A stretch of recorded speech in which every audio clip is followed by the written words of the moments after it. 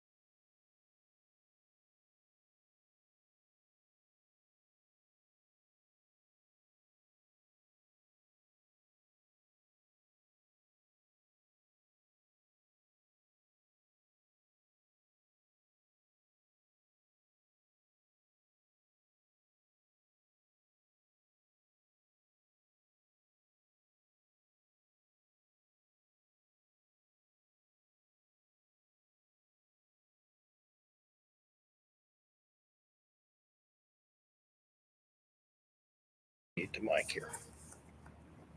Okay, I know we have a couple people online with us. Thank you for joining us. We're going to go ahead and start the meeting. Oh, I got to call Johnny.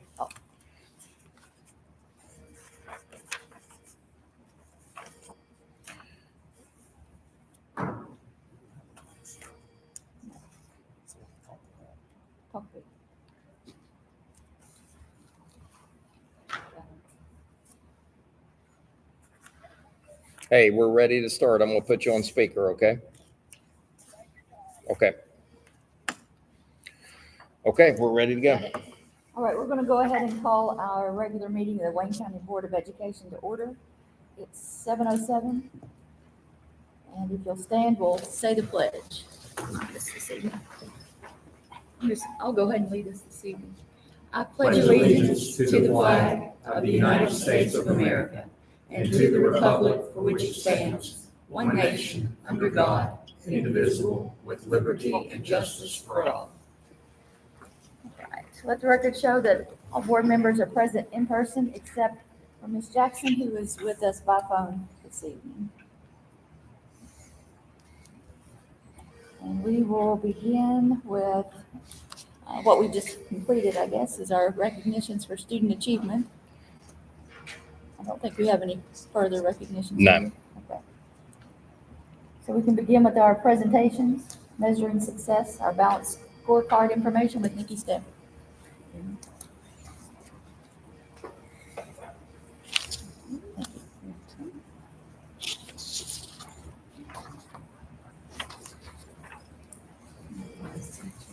Okay.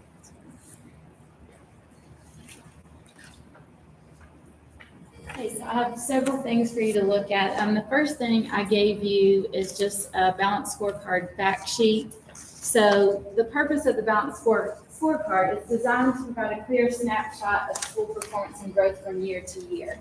So within the state of West Virginia, every district receives a scorecard, and each individual school also receives a scorecard. And this is part of West Virginia's accountability system with our schools. And there's a lot of different indicators within this scorecard. So I've given you that fact sheet that's got a lot of information you can read through. But if you go to this accountability indicator sheet, this explains what all is on that scorecard. So there's multiple indicators. We have academic indicators as well as student success indicators.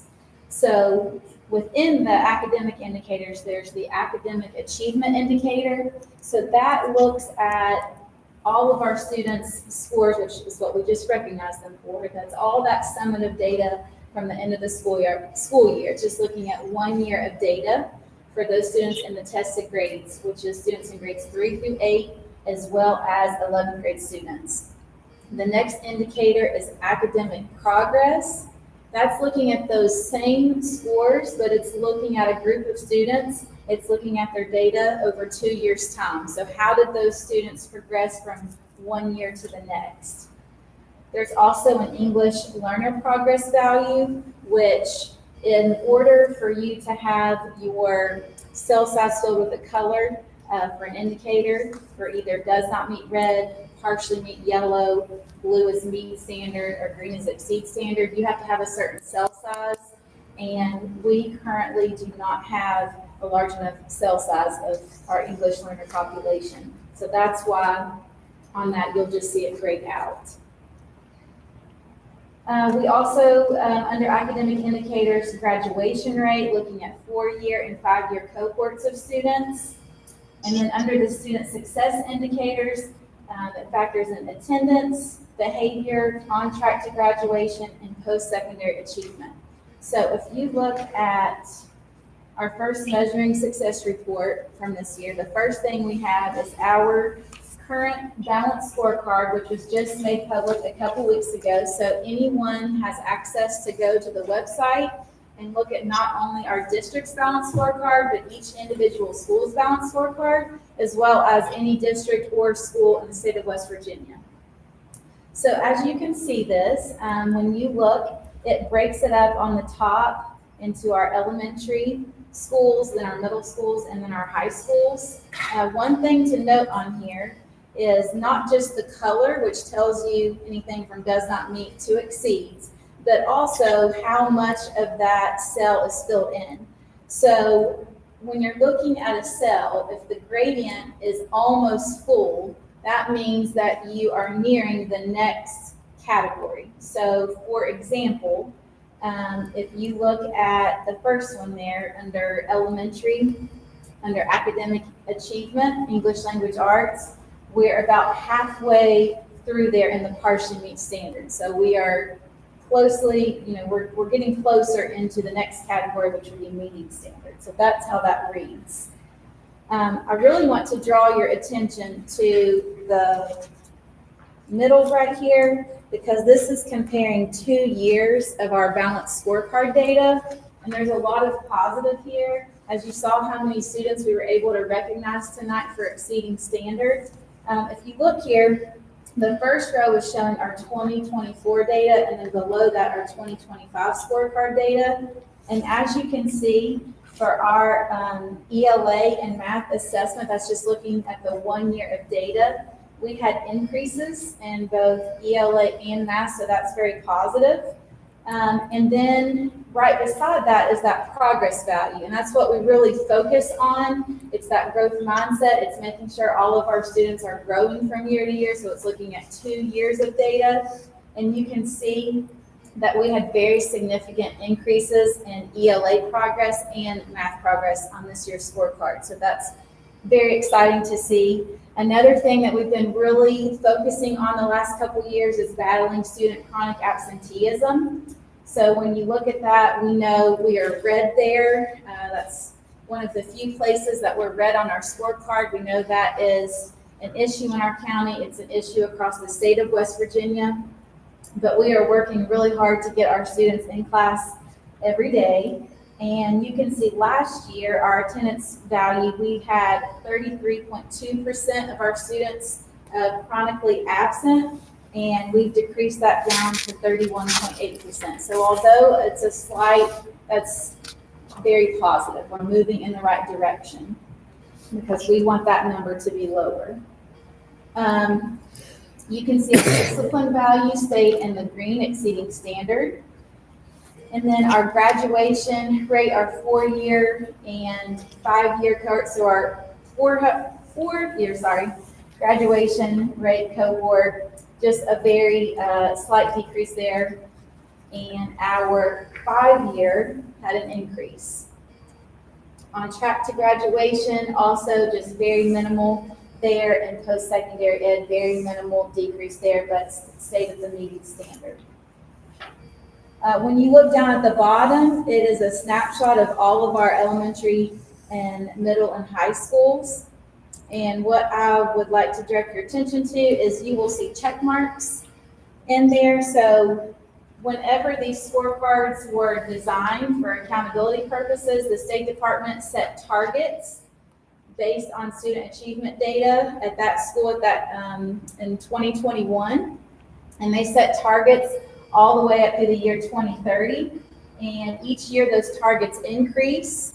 And so we are reviewing those targets with our principals and our teachers, and they're using that to help guide their goals and where they want to get, how they want to perform from year to year. So if you see a check mark, that means that that school met their target for that subject. So each school has ELA and math targets, and you can see the majority of our schools met at least one, if not both of their targets. So that's very positive as well. So Alexander, is there anything you want to add about the scorecard? Well, just if you look at the check marks, you'll see that there's some check marks in some red areas. And what that means is last year, those schools were further into the red. The performance was low, but they've had growth and they've met the annual target for the year. So they're still in the red, but they did get that check mark. And if they continue to hit targets, they'll move up to the next level. I can say too, many of the, if you look in the few places we're in the red, it's very close to being full, Right. which means they're right there at the next category. Do we know how many students are at that, what do you call that, the PET score So meeting standard, for the next level, like the ones that are almost full, they're ready. Yes. You have like 10 kids so that's something we do with I'm preparing for them. Next week, we start our administrator data meeting. So we meet with directors, myself, Mr. Alexander. We bring each principal in 3 times a year and have an individual meeting just about that specific school and their data. And I do the same data broken down at the school level, and we really focus in on not just overall scope, but kids and where they're at and who's really close to getting here and what we need to do to drive that. So for our students who are already excelling and exceeding standard, how do we enrich their curriculum and make sure they're still getting what they need? And then for our really struggling students, how do we support them through intervention to make sure they feel success as well? Right. So, especially those kids that are already partially meets and that are so close to the Yes. meet standards. I know we don't have our interventionists focus on the lower 25% of our population. Yes. So what do we do for those kids in the middle? So what's happening in a lot of our schools is, although our interventionists have to work with that bottom 25%, when they have flexibility in their schedule, they are pulling that next category of kids. Okay. And so those kids are maybe not as an intensive support, but they are receiving supports as well. That's good. So that could be the difference between your yellow bar and your blue bar. Absolutely. Right. So looking at going back to what Nikki was saying, with the middle information, the middle 2 rows of numbers, the most important score that shows how the district is progressing is those progress scores, because that shows you the number of students that are progressing as they should. And so we were excited that those percentages had went up significantly, over 3% in ELA and close to 5% in math. The same thing for the schools at the bottom of the page, that academic progress in English language arts and mathematics, that's probably the most important indicator that you can look at. And we see quite a bit of blue there. And so we were thrilled. You even see some green in there. So if you're in the blue and green in the academic progress, things are going well. So I think it's been one of our most positive results as far as the balanced scorecard goes. You certainly have well behaved. You look at it, it's All right. almost all green. Well, then looking at the bottom, the very last 3 rows of data on that first page is our 3 high schools, and then you look over there at the far right, the post-secondary achievement, and that is kids that are completing dual credit courses. They're earning some type of credential for post-secondary education, and you can see that all 3 schools are heavily in the blue and pushing forward towards green. Nikki mentioned that the attendance indicators, you see a lot of red there. We've looked at this for years and years. There's been a lot of red, and actually with this one, you want more red. The fuller that bar is like a gas tank, the closer it is to the next level. And so attendance remains a concern, but that's, again, as she stated, that's a concern statewide. So is the mathematics. If you look at the academic achievement at the high school level, you're going to see red at all 3 high schools there. That is not out of the norm for the state. So that's something that we're really focused on is high school math. If we'll go to the second page, this is data that we have looked at already. This is if you look at the proficiency rate trends by subject, this includes all of our tested grades, so 3 through 8 with the West Virginia General Summative Assessment, as well as our 11th graders with the SAT school day. But I really like this graphic, and this is pulled from Zoom West Virginia. So if anyone ever wants to access any school's data, it's all made public. At that website, you can see for the district or for individual school details for any school in the state of West Virginia. And as you look here, you know, we talk about this all the time. You saw that impact of the pandemic and students being out of school, but you've seen how we have come out of that and those trend lines are going back up in a positive direction. And then below that, we're always focusing on those third grade proficiency rates because we know that studies show that that third grade assessment score is what's really indicative of how successful these students are going to be throughout their time in school. So one area that we have performed really well in our one grade level over the years is our third grade population. And you can see last year that was the opposite. That was our grade level cohort of kids that did not perform as well as third graders have in the past. So that's a cohort of students that we're going to be really keeping an eye on over the next couple of years and tracking their progress. And we talked about that before. We normally score well above state average at the third grade level, and last year we were below state average. So it's going to be a group that our fourth grade score is really strong as well. So I'm interested to see at the end of the year, you know, what kind of growth we see as they go through fourth grade. So the next page, on page 3, this is our ELA benchmark data. So just a reminder, so when school starts, we have a window and we do our state benchmark assessments as well as our STAR assessments. These state benchmark assessments, sometimes when people see this fall data, they're alarmed because the scores are so low. The reason for that is because this is like taking the end of the year summative assessment, the first couple weeks of school. If I'm a third grade student, I'm being assessed on all third grade standards. The reason why we do this, there's several reasons. One is because we have to get that baseline data to know where our students are, to set goals and track their progress throughout the year. Also, we have some students that straight out the gate, they're already meeting and exceeding standard. We need to find out who those kids are, because if they've just entered third grade and they're already meeting and exceeding standard, we need to enrich their curriculum. And also, this is a whole new type of testing for these students. And so we want to expose them to this type of testing several times before they actually take the test that we're held accountable for. So with all that being said, this whole page is ELA data, and it's broken down by grade level.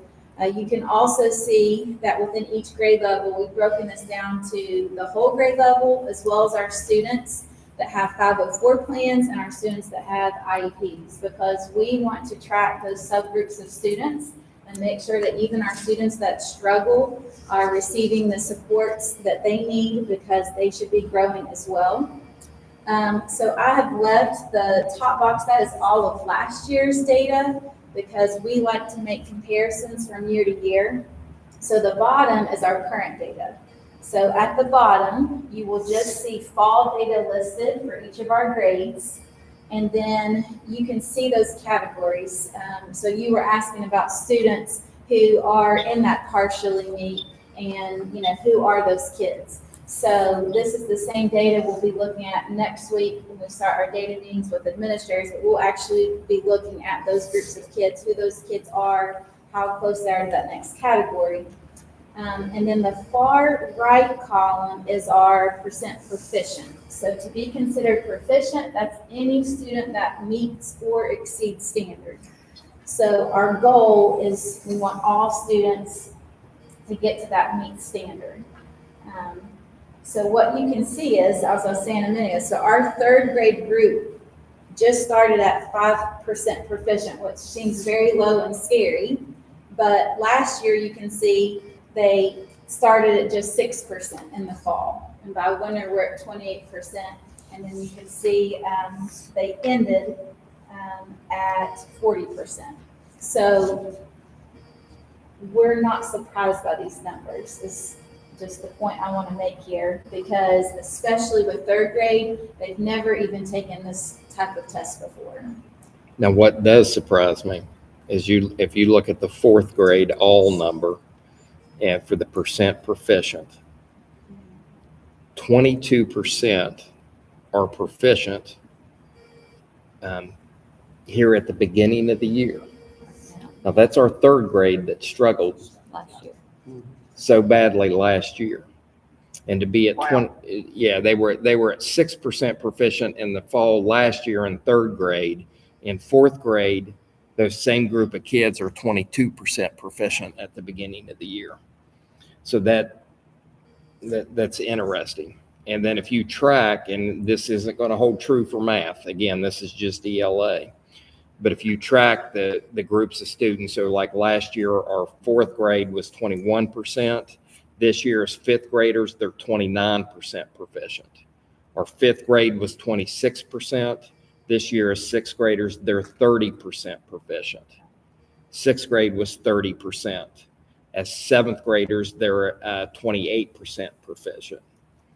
Our seventh graders were at 27. This year as eighth graders, they're at 29% proficient.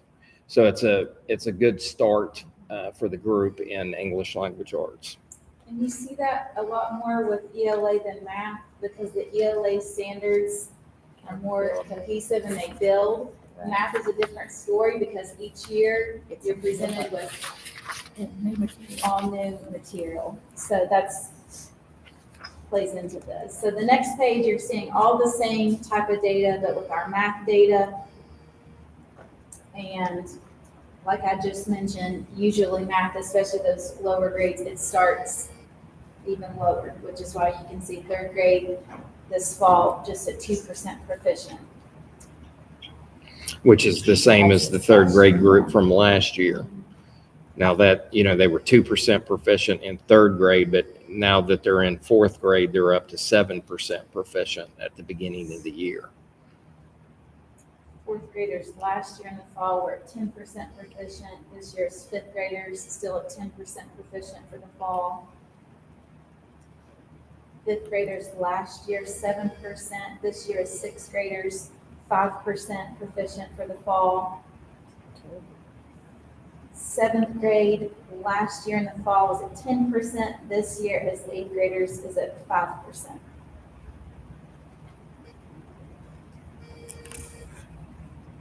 So what we like to see is you can see in that does not meet standard column very high percentages there. So in the winter, all of our students will take these same assessments, and that's where we see that big jump. And although we might not be at the proficiency rates yet, we see a lot of movement from that red to yellow from fall to winter. So I'll be updating you guys on that this winter when they test again. And then the next page is our science data, which our science assessments are grade band assessments. So our fifth graders test in science, but it's third, fourth, and fifth grade standards. And our eighth graders test, but they're tested on sixth, seventh, and eighth grade standards. But you can see this year, fifth graders are at 19% proficient, which last year's fifth grade group was just at 16% in the fall. This year's eighth grade group's at 22%, whereas last year's eighth grade group was just at 19% in the fall. So data is very similar to where we were last year. The next page on page 6, this is our STAR reading and math data, which we also test our students on this because it's a totally different type of assessment. So the state benchmark data that we just looked at, that's looking at standards. This is looking at the skills needed to master those standards. So 2 different tests serving 2 different purposes. This really helps our students needing intervention to really the teacher drill down to those skills that those students need. So I have last year's data at the top so you can see, how our students progress from fall to winter to spring. And then at the bottom is our new data. So you can see that overall for the fall, for STAR reading, we're at 33% proficient.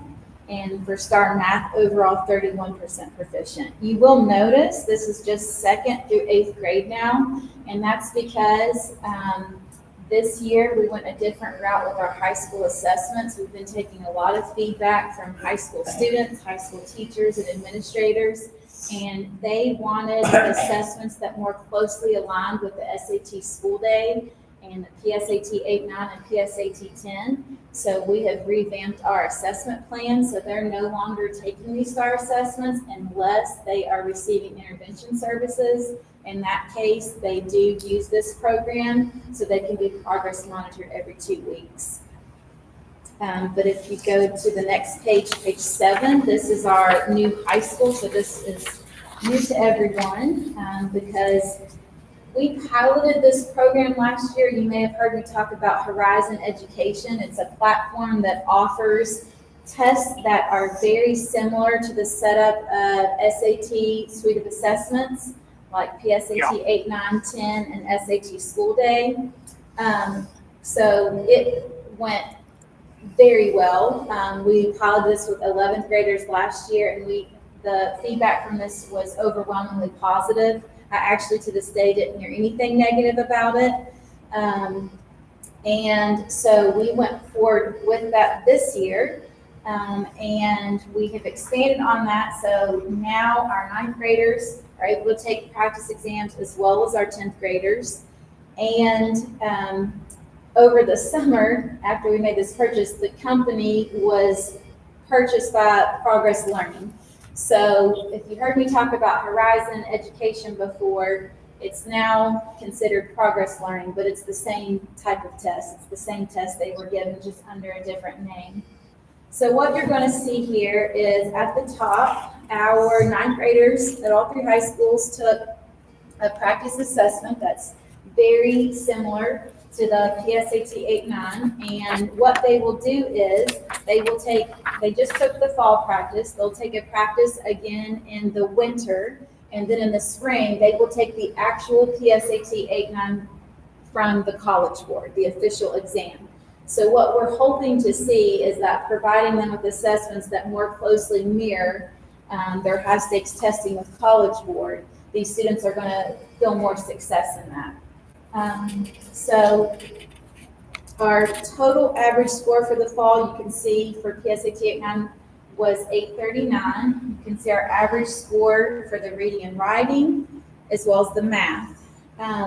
Within these assessments, they have benchmarks that align with the College Board benchmarks. So for this fall assessment, we had 46% of our 9th graders meeting that reading and writing benchmark, and 29% of our students meeting the math benchmark. So that's very encouraging, especially the math, because you can see on that scorecard, as Mr. Alexander said, math is something at the high school level that we're really focusing on, and I think we're moving in the right direction with these assessments. Do you know is the benchmark, for example, with 9th grade, it's 430 for reading and writing, it's 450 for math. Is it going to stay the same throughout the year, or will that escalate? It stays the same. It mirrors how the benchmarks are within College Board with the SAT assessments. Okay. So then underneath that, our 10th graders took the PSAT practice. You can see we had 35% meeting the reading and writing benchmark, with 16% meeting the math benchmark. Below that was the SAT practice assessment for our 11th graders. We also offer this to 12th grade students. So our high schools, if they had 12th grade students that wanted to practice this test again, if they were trying to increase their test score on the actual SAT, they have the option to test as well. But this is just 11th grade data. So we had 51% meeting that reading and writing benchmark and 14% meeting that math benchmark. So we will be doing these assessments again in the winter. And then where this is a new year with all these assessments, we're going to really look closely at how these scores align with the actual official PSAT 8, 9, 10, and SAT school day. But within this program, so before when we went with Horizon, our teachers were only given the assessments to use with the students. But now that Progress Learning has purchased that, not only do students and teachers have these assessments, but there's lots of instructional materials. Once a student has tested, they automatically have an individualized pathway, like a study plan. So we actually have students that have reached out to me. They are working with their teachers, and those students who are really driven to get higher test scores, they can go in and practice. They don't have to have something assigned to them. They can go in and get that practice to try and increase their scores. And we also have teachers that are using the resources in here as instructional material in their classroom. Okay, the next page, on page 8, this is our instructional reading levels. This is something Mr. Alexander has had me track the last couple of years. You can see I left last year's fall to winter to spring data, so you can compare that. There's something written in red there. Mr. Alexander wanted me to look at data of when you're looking at, for example, second grade students and how many of them are reading on level. He wanted me to look at on level and one grade level below. So That's why the numbers are inflated, and I'll explain why we did that. So for second grade, for 24-25, you'll see in the fall, 27% were reading on level. We were able to work with a reading expert and pick her brain quite a bit about, what we should be expecting and where intervention should be provided. And so they consider students reading on level to be within one grade level of their current level. So what I was interested in knowing is what percentage of our kids are not reading on level to the point that it's a significant problem. This gives us a better read on that. So, for example, our second graders, they are currently at 63%. And so what we want to track is see where we end up in the spring to see what percentage of our kids aren't where they need to be. So third grade's at 65%, fourth grade's at 66%. And as you can see, those numbers go down. Of course, the difficulty level for staying on reading level. And you take a newspaper is written between the 6th and 8th grade level. A CTE textbook is written on a college level. And so we really want to track closely how many kids are significantly falling behind, and that's more than one grade level behind. So you can see right from the get-go what kind of percentages we're looking at. But like right now in 8th grade, we've got 60% of kids aren't where they need to be. So that's a number that, we have to pay close attention to. So so we've changed the reporting on that a little bit to just give us a better handle on kids that are really struggling with those levels. The next is our attendance data, which we touched on with the balanced scorecard. Although just a slight change, we did slightly decrease that on our balanced scorecard. So last year we ended at 32% of our students chronically absent. So this year I've been working with Terry Lynn Queen. She came to me with an idea. She said, Nikki, I really want to make this an even larger focus. What can we do? So I helped her set up some spreadsheets, and it was her idea. She said, I want to start looking at attendance every 20 days of school with our principal. So I set up a spreadsheet for her. She looked at the days, like which day would be day 20, day 40, and so on. And on September 15th, that was the 20th day of school. So this that you see here, this data for the district level, Terry Lynn reported this data at the school level to each principal, along with a list of what students are chronically absent at that school for that first 20 days of school. And she's going to continue updating this at day 40, then day 60, and so on. And each time send the principal, and if there's assistant principals at the school, she'll send those administrators those lists of not just their data, but who those kids are, so we can figure out what's going on. Do we need to put, have some supports in place to help those students get to school? So as you can see, for our chronically absent students, so last year on September 15th, we were at just a little over 22% chronically absent. This year, September 15th, that's down to 18%. So that's very positive as well. That's another thing. We're going to be tracking how we're moving this year in comparison to how we moved last year.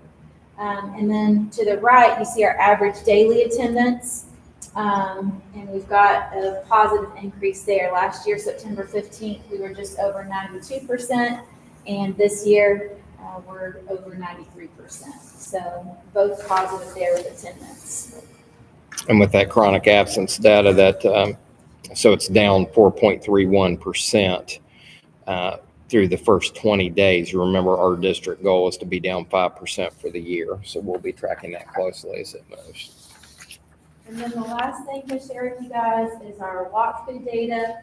Mr. Alexander has us focus on those high think ratios, which is the level of cognitive work expected of students as we enter the classroom. What are we seeing? As well as the high participation ratios, which is that visible engagement. So for the month of September across the district, we have 501 documented walkthroughs in the EWalk system. And you can see our percentages. So for that high think ratio, the majority fell right there in the medium category at 60%, or 25% in the high think ratio. And then for our participation ratios, very positive here. Our medium is 26%, our high is 70%. So each month, just as I did last year, we'll look at the walkthroughs for that month and make sure we're on track with that as well. That was a lot of data. A lot. A lot of recognitions, a lot of data. That's good information. Positive thing. Right. Any That's a questions? lot of information, Nikki. Yes. Tell Nikki that my brain's hurting. Mine too. Any questions about any of those items? And I know it's a lot of information, so as you guys look at this later, if anything comes up, feel free to ask. How about our new third grade interventionists? Are we, how does that work compared to what we've been doing in the past with our ECATs? Are we just, I know we're sharing that person between the grades or the classrooms. So, Yeah, so the interventionist, there's a third grade interventionist for every 2 classrooms. That's what the legislature put in place for the state. And so at the third grade level, we have an interventionist working with every 2 classrooms, and they're pulling kids out for intervention in math and language arts as necessary. And it's kids that are identified in this Right. data as being in the red category. right. And then, we'll have to see how it progresses. And this is the first year that we've had interventionists in those positions. As you know, first and second grade, it's ECATs. Right. And that was the only option until the legislature changed and gave us some flexibility. So we'll do a comparison of what kind of outcomes that we're seeing. I will say, as I've been in schools, all of these interventionists have their own classrooms that they're pulling kids into. Okay. And so as we do walkthroughs with administrators, we're doing walkthroughs on them as well. Right. And their intervention services, and the things I've seen has been really positive. Great. So, and these are all interventionists that have had the science of reading training, and they're on board with it. Yes, and we actually just a couple weeks ago, which we do this several times throughout the year, we pulled together all Title I teachers and all interventionists, because although they have different titles per se, it's the same job, Right. it's just different funding sources. And we pull them all together 3 times a year, and Office of Federal Programs, so Mary Lou Perry and Tana O'Connor and myself, as well as Tanya Bell and her curriculum specialist, Kelly and Rhonda, we all get together and provide them all the same training to make sure they know how to document their intervention, make sure they're up to date on the signs of reading and the strategies. So we've already had our first meeting a couple weeks ago, and we'll meet again January, February. Good. Sounds great. Thank you. Any other questions? Thank you so much.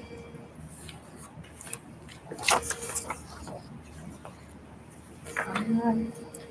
Before we move on to page 2, I wanted to point out at the top of the agenda, you'll notice something new on your agenda. We went ahead, we put the district goals on the board's agenda just so that those will be there as a constant reminder of what we set for the goals for this year. So you have your academic achievement and growth, you have your chronic absenteeism, your special education, the enrollment stabilization, and then the fiscal stewardship and operations.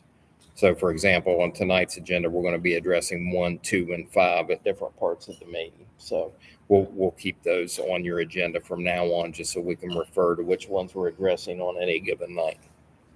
Okay. Gotcha. All right, let's move on to our good news. Couple, Guess you've had all that, haven't you? Yeah, we had quite a bit earlier, but see if we have any more. yeah, good news. So you know that the state has identified comprehensive support and improvement schools, those that are schools that are academically struggling. The state identifies certain schools in those categories. I'm pleased to tell you that the list came out this past week, or superintendents were notified of schools that had been identified as CSI, and we have 0 schools on that list. Excellent. So we were pleased with, Yay. we were pleased with that. And then I just received word this afternoon, we have received another school safety grant in the amount of approximately $60,000 for us to do some safety upgrades at the school. And I think this is going to, I believe that the grant in question dealt with some of the glass security and some of the security film that goes on the entrances and things like that. Now we had turned that grant in probably about 2 years ago. And it's been some time ago, and we just received word on it today. And so Mike Hart brought that to my attention. And so once we go back and look and see what we're going to be able to do with that, we'll report out to you. But that's a positive development as well. I'd like to That's great. bring something up. I noticed that Wayne and Tulsa High School both were in the top 5 CTE programs in the state of West Virginia. We were the only county that had 2. 2 out of the top 5. Right? Two out of the top 5, so I'm pretty proud of that. Berkeley County had 2 out of the top 5 with 2, I Right. think. So And that has to do with the accountability scores Not in a contests, number no. in a number of different Right. areas. So we were pleased with that. Excellent. What were our 2 schools, Wayne and what? Tulsa. Tulsa. Tulsa. Okay. And then if I'm not mistaken, Mr. Miller had told me that I believe that we're the only district in the state that had certified teachers in every CTE program. Wow. And so they were recognized as well for having 100% certified for all of the programs. That's excellent. Wow. No, absolutely. That is good news.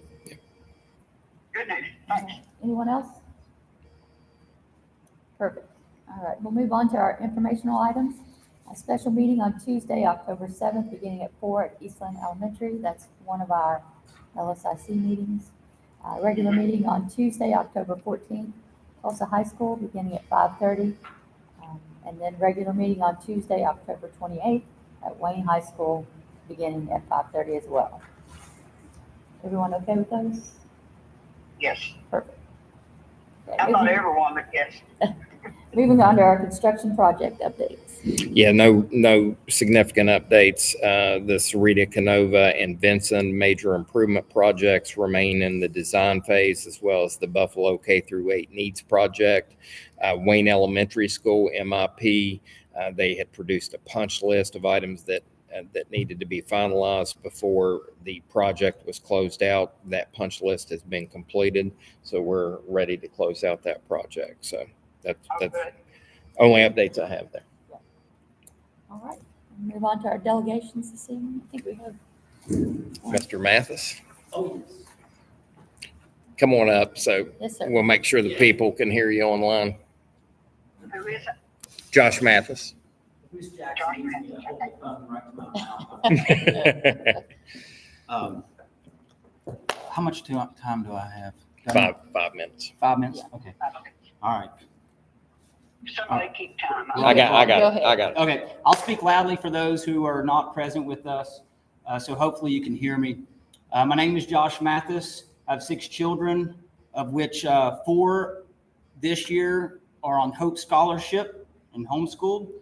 As of Friday, our 5th child, she has chosen to leave public school and to come home and be homeschooled. So that'll be 5 children with Hope Scholarship.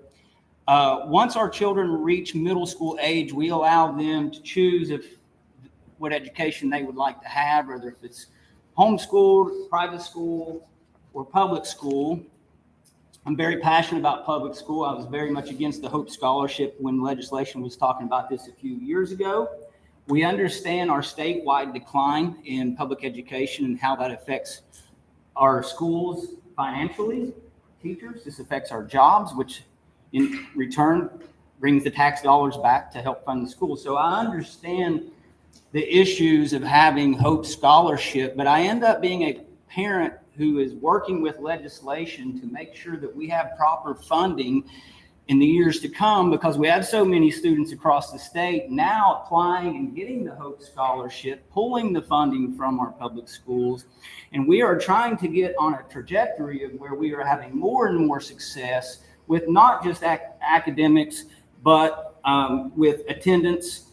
And it is really hard to do that when you lose funding. In the business world, we don't grow if we don't have funding. And when funding, I get to tell my boss when he says, well, why didn't you grow double-digit growth? Well, you took my funding, so this is what you get. So we see ourselves in a predicament to where legislation is controlling funding by allowing citizens to take the money and pulling this in through Hope Scholarship, which leaves the Board of Education with their hands tied. What do we do?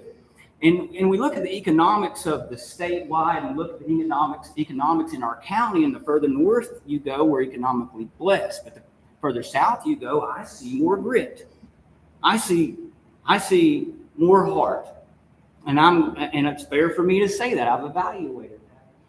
So what are the reasons for this? Well, we study the analytics, right? We try to ask ourselves why. Well, people don't have as many kids as we used to. I've done my part. Other people are not.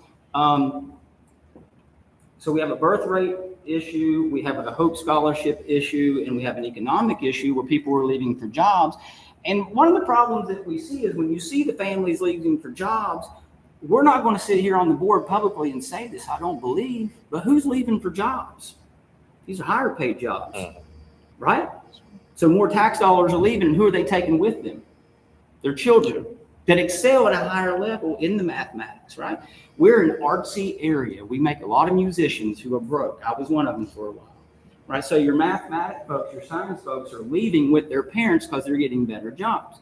So one of the reasons that the Mathis family has chose to rather pull their kids out, or the children themselves are choosing to leave school, is because we are allowing and giving authority to outside contractors to come into our classrooms and educate our children on things that maybe shouldn't be social. Maybe it shouldn't even be out of the responsibility of our teachers, but it got handed over. Mission, West Virginia is going to be voted on tonight to continue to pay them money as a contractor to come in and educate our kids on sexual education. I had it. We all had it. I hope. It's not an easy subject to talk about. Even with my own kids at home, it's not an easy subject to talk about. So I understand it would be even harder for a health teacher at school to do that, but that's their job. It's what they sign up for, and it's uncomfortable. But I had it right here 27 years ago, and I wasn't the math guy, if I'm right, but in 1998, I sit right over here and had my health teacher, and it got brought up, and it was in a textbook, and we all giggled. We laughed a little bit, and then that was the end of it, right? Now they've got something that we didn't have. Cell phones, internet, technology, where they can go looking this other stuff up. My son came home to me from Spring Valley High School last year, and he was so upset with the person from Mission, West Virginia came in and spoke of. The teacher left the room. There was not a permission slip brought home. And I'm not asking you to not, I'm asking someone to make a motion, if it comes to that, to not renew this contract. I'm asking for a second to motion, and I'm asking for all board members to vote no. This is the responsibility of our Wayne County educators. We expect excellence, and if our health teacher cannot teach and is not comfortable having this conversation, I'm not saying fire them. We've got a lot of talented people here in the county. There is another educator in this school that is comfortable with that if they would be willing to do that. But these are liberal agendas that are brought up, and he wouldn't even tell. I'm not even going to say it here out of respect of you all. I won't repeat what was said, one of the topics anyways. But I will repeat this.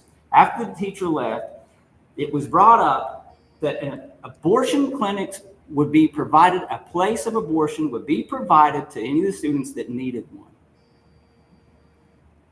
Went outside, I'm sure that went outside the agenda because I trust Wayne County principals and administration enough to know that if this had been on an agenda, we wouldn't be funding them and they wouldn't come in here. That's a place not for here. So I'm asking you all, we've got elections coming up. I didn't call them angry mob in at 50 people here because, especially in today's political climate, I'm not that type of person anyways. I'm asking, do not fund Mission West Virginia to come in. We're not funding them, by the way. So I'm not asking for the funding. I'm asking you to not bring them in. Vote them out, and let's put the trust in our health teachers and our administrators to give this education to our kids. That's all I have to say. Thank you. Thank you. All right.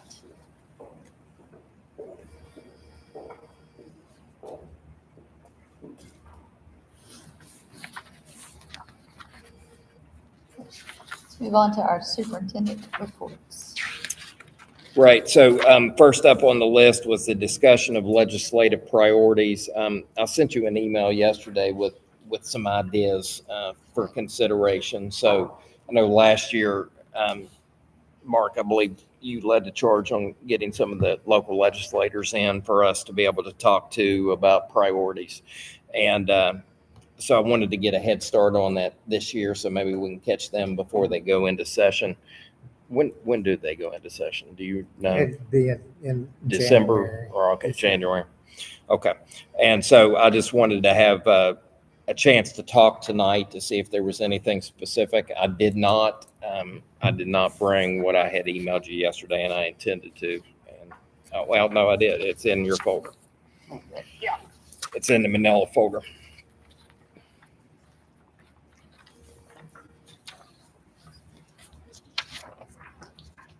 So Mr. Mathis was discussing some of the budget challenges, and some of the budget challenges are addressed in here. Number one being rural facilities and maintenance equalization. And so what it's hard to do with that loss of enrollment is to keep maintenance on the building footprint that we currently have. 18 school settings with decreasing populations in almost all of, not all, but almost all of the schools. Our middle schools, even in town, are, down around the 200 number, if not under the 200 number. The birth rates and the exodus from West Virginia shows that number is going to continue to decline. And as was spoke about here today, the Hope Scholarship is accelerating that as well. So it's difficult to maintain facilities.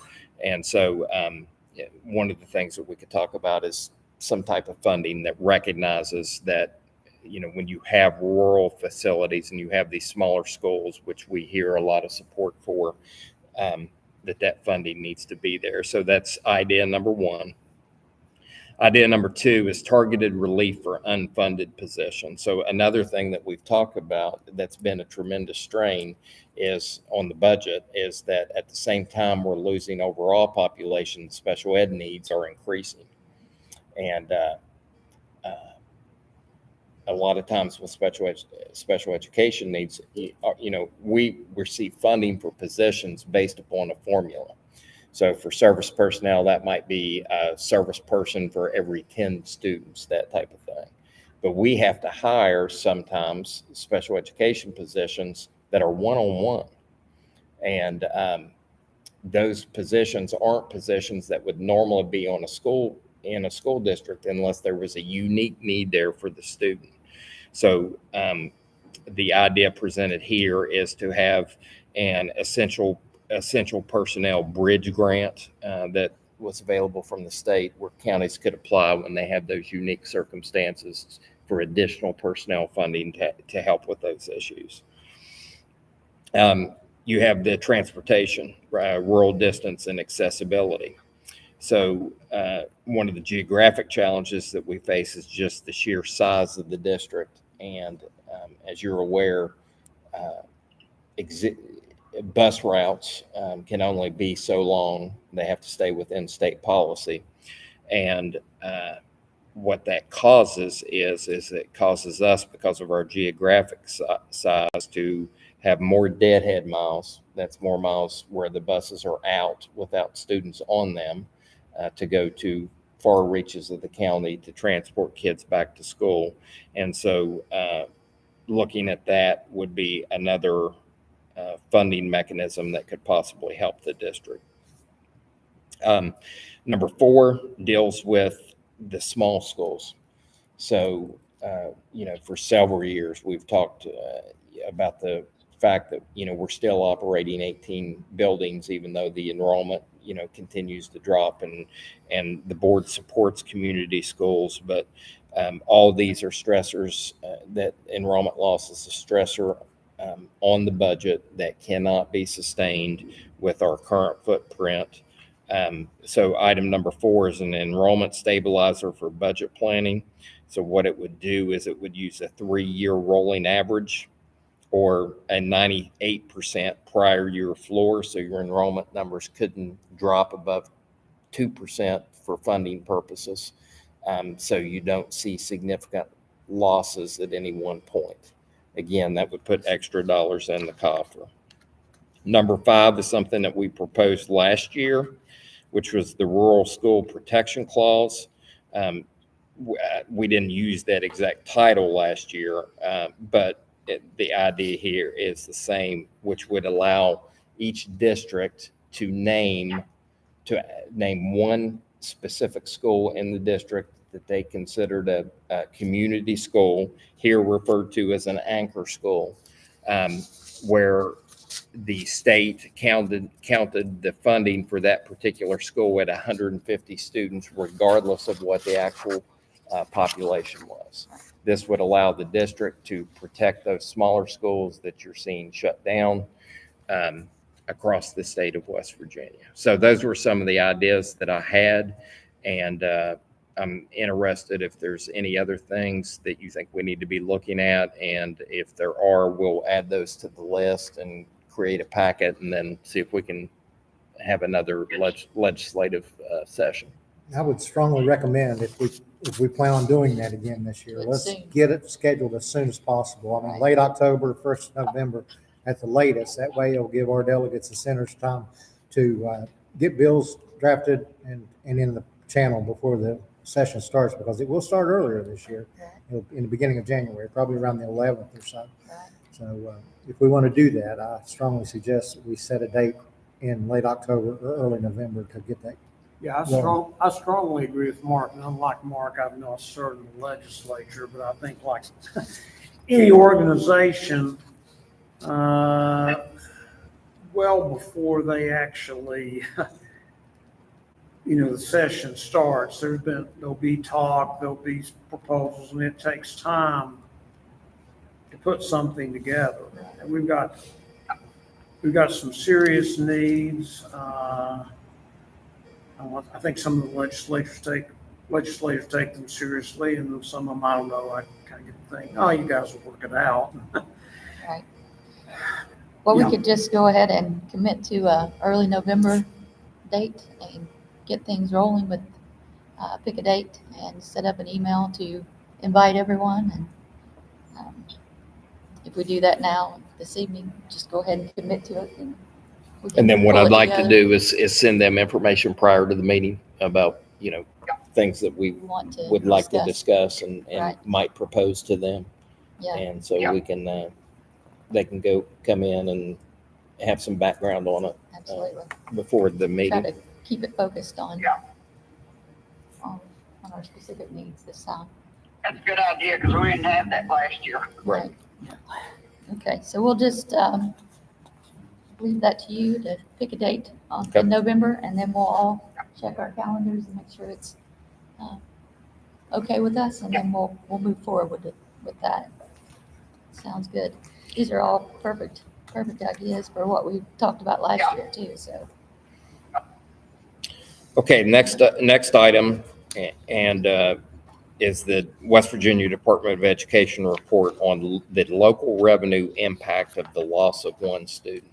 So if you remember, I shared we had received a FOIA request from, I can't think of the name of the organization.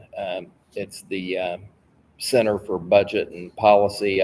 Is it out of WVU, Mark? Probably. And we had received a FOIA request about the effects of Hope Scholarship on the board's finances. And so the State Department set out to do an analysis of the funding that is lost by a district if one student leaves the district. So this is reported for all 55 districts. The first page, page 1, covers local funds, regular levy, excess levy. Page 2 is all focused on state aid. Page 3 is federal aid.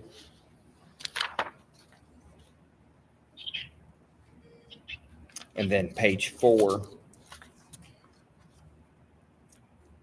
totals all 3 levels, local, state, and federal. And you can see that they're showing a number for us of approximately $5,800 is the financial impact per student.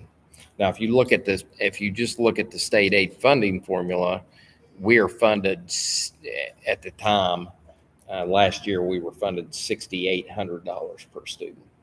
That number's up, I think, to $7,300 per student.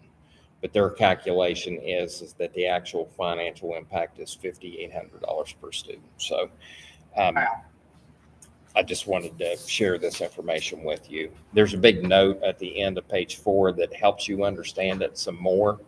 I'll be honest, there's some things in here I did not understand. We spent some time yesterday trying to figure out exactly how these calculations work. So some of the notes cover some of those areas, but I did want to share that number with you.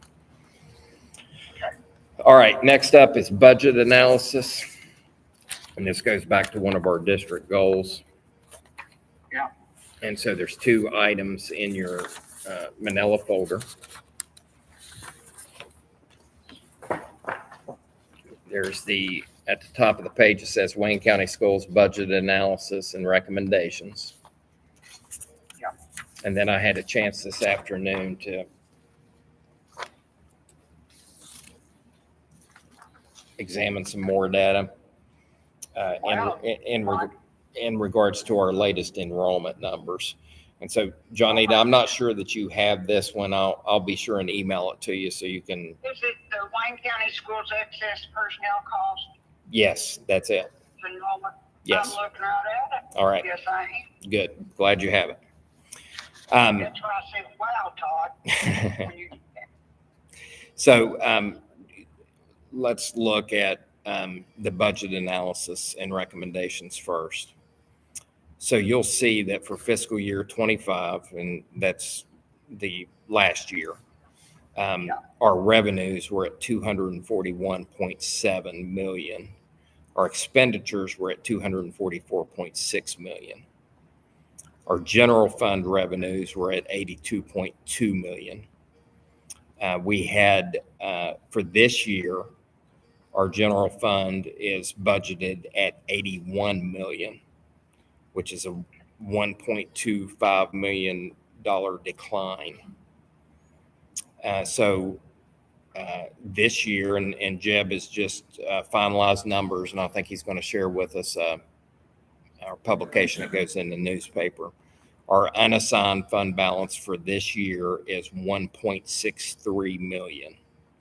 Now that's actually an increase from the previous year. The unassigned fund balance was 900,000 last year. So it's up to 1.63 million, which is positive. Now, the budget was still in the red. We just didn't have, of the monies that we do have, we just have more money that's not assigned at this point in time. Right. So that's positive, but we still have budget issues that we're having to deal with. So the key findings is that from fiscal year 21, and again, when you look at these numbers, you got to factor in that we had the closing down of schools for the COVID map at the state level. Wayne County was red a significant portion of time throughout the fall. And so our expenditures were down there for a couple years. So our expenditures have grown from FY21 to FY25 by 20%. Now that includes multiple, Jeb, you can jump in if you want to add anything. That includes multiple 5% raises. That includes our insurance cost doubling. That includes increase in benefits, 24% increase in benefits during that time frame. So all those things are factored in. So we've seen a 20% increase in expenditures. At the same time, we've seen a 10.5% increase in revenue from 218 million to 241 million during that period of time,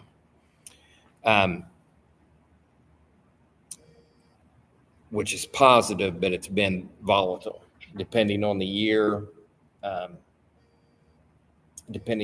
Some years were more significant, and some years we actually saw a drop in revenue.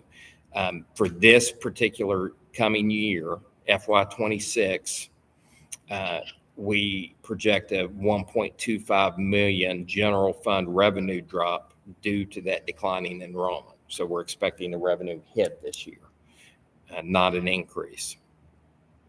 So our enrollment has declined around 506 students from fiscal year 21 to fiscal year 25. Schools have remained constant at 18. That has lowered our average size per building from 357 to 329 students per building. The state average for buildings is 375. Our locally funded personnel costs, and again, we've talked about this, I know, 1,000 times, but our personnel has not increased. Our personnel has decreased during this time, but the portion that we're responsible for continues to increase because of the loss of students. So we have less employees than ever, but our cost out of the local funds has went from 4.95 million to 8.52 million. That's an increase of approximately 72% because of those enrollment losses. So our unassigned fund balance, back in 2017, it was just around $1 million.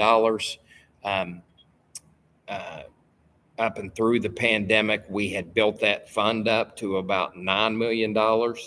And then with the significant enrollment losses and the personnel costs that we've seen, plus the other inflationary costs that we've seen, our current carryover balance is 1.63 million. And of course, as you know, there are restricted funds or special revenue, child nutrition, things like that. They're separate. They cannot offset general fund shortfalls.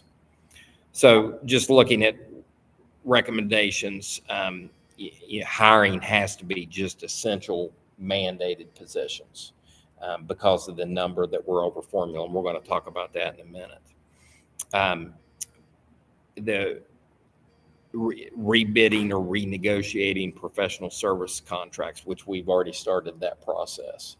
The pre-K contracts has been the big topic within the last month, but we've we need to pay particular attention to the contracts. We need to restrict non-essential travel, and we need to look at allowable costs that could possibly be moved to federal funds where possible. And that would include some of the supplemental pay. We've increased a lot of the opportunities available to students, everything from the robotics program to speech and debate at the high schools to the drama programs at the high schools. But that is part of the expense growth. Going to page 2.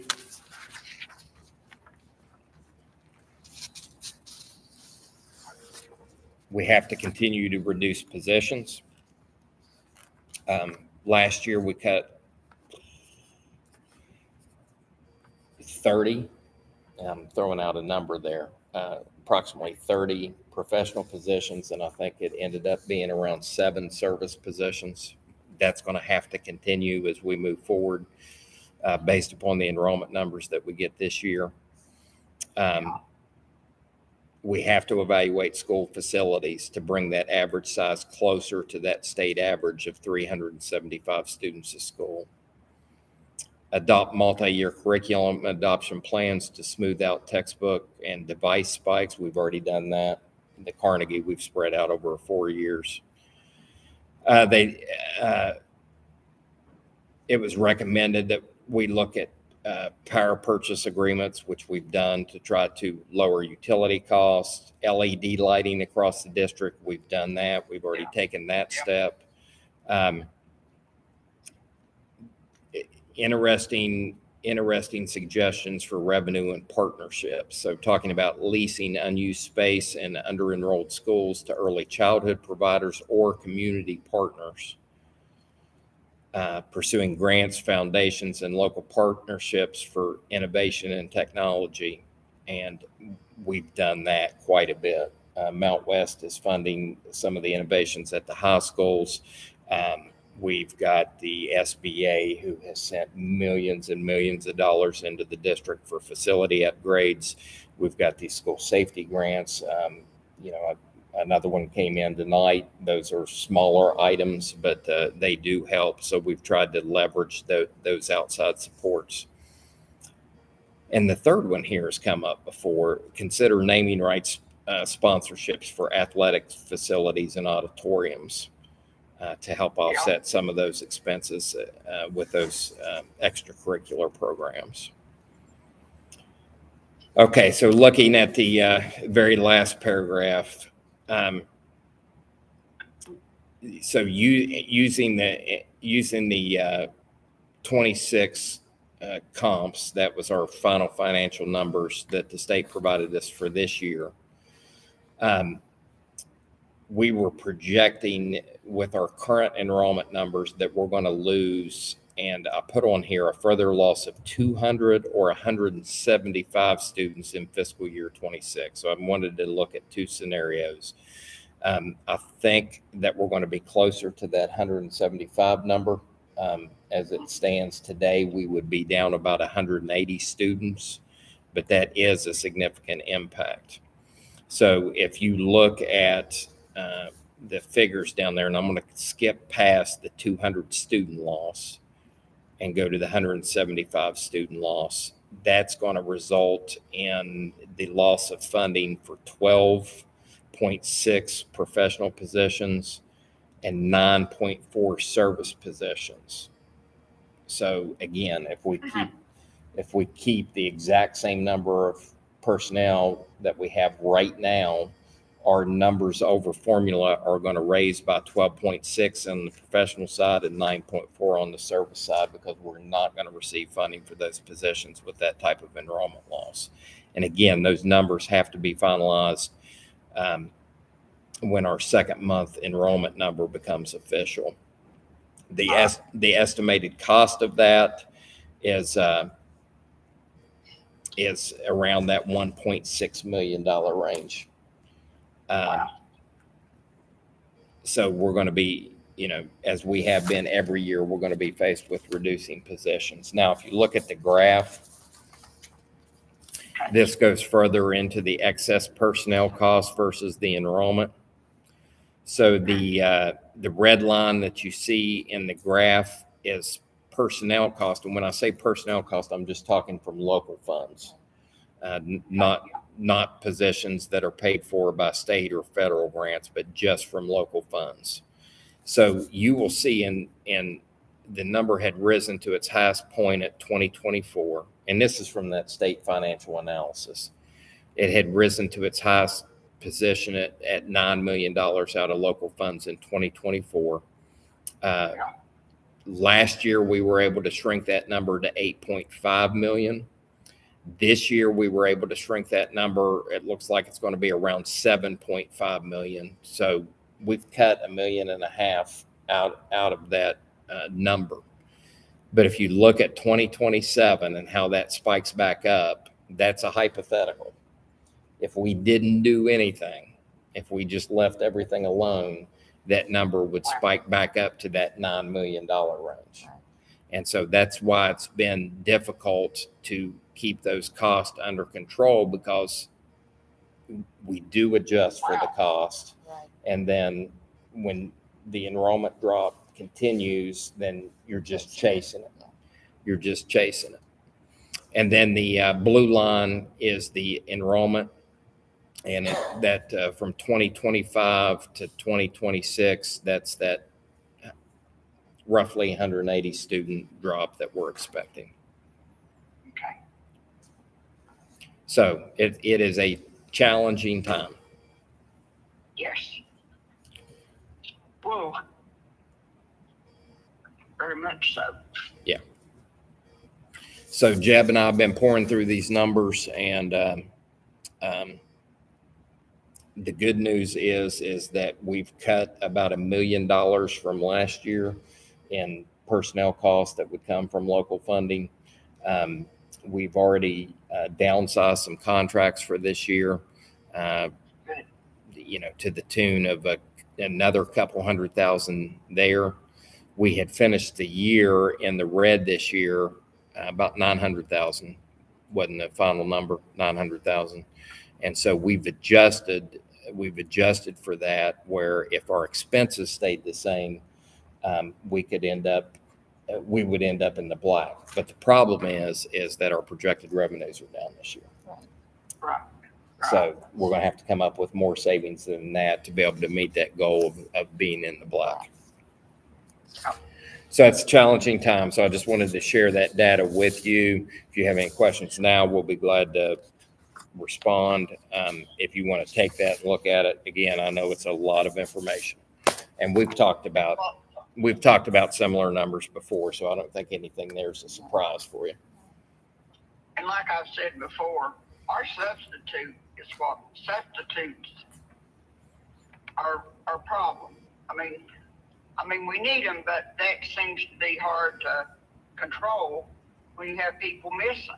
Yeah, teacher absenteeism and the Service personnel. Yeah. And so, okay, that's my 2 cents. A couple other things I'll mention. The monthly financial statement that Jeb provides for you is in your separate attachment items that came with your agenda. And then in your folder, Nikki had went over chronic absence data for the district, but I also included in your Manila folder the specific chronic absence data for the schools. Yes, you did. And that's Thank you. just an FYI. Okay. That's good though. I like that. Okay. All right, so that was the fun stuff, right? Yep.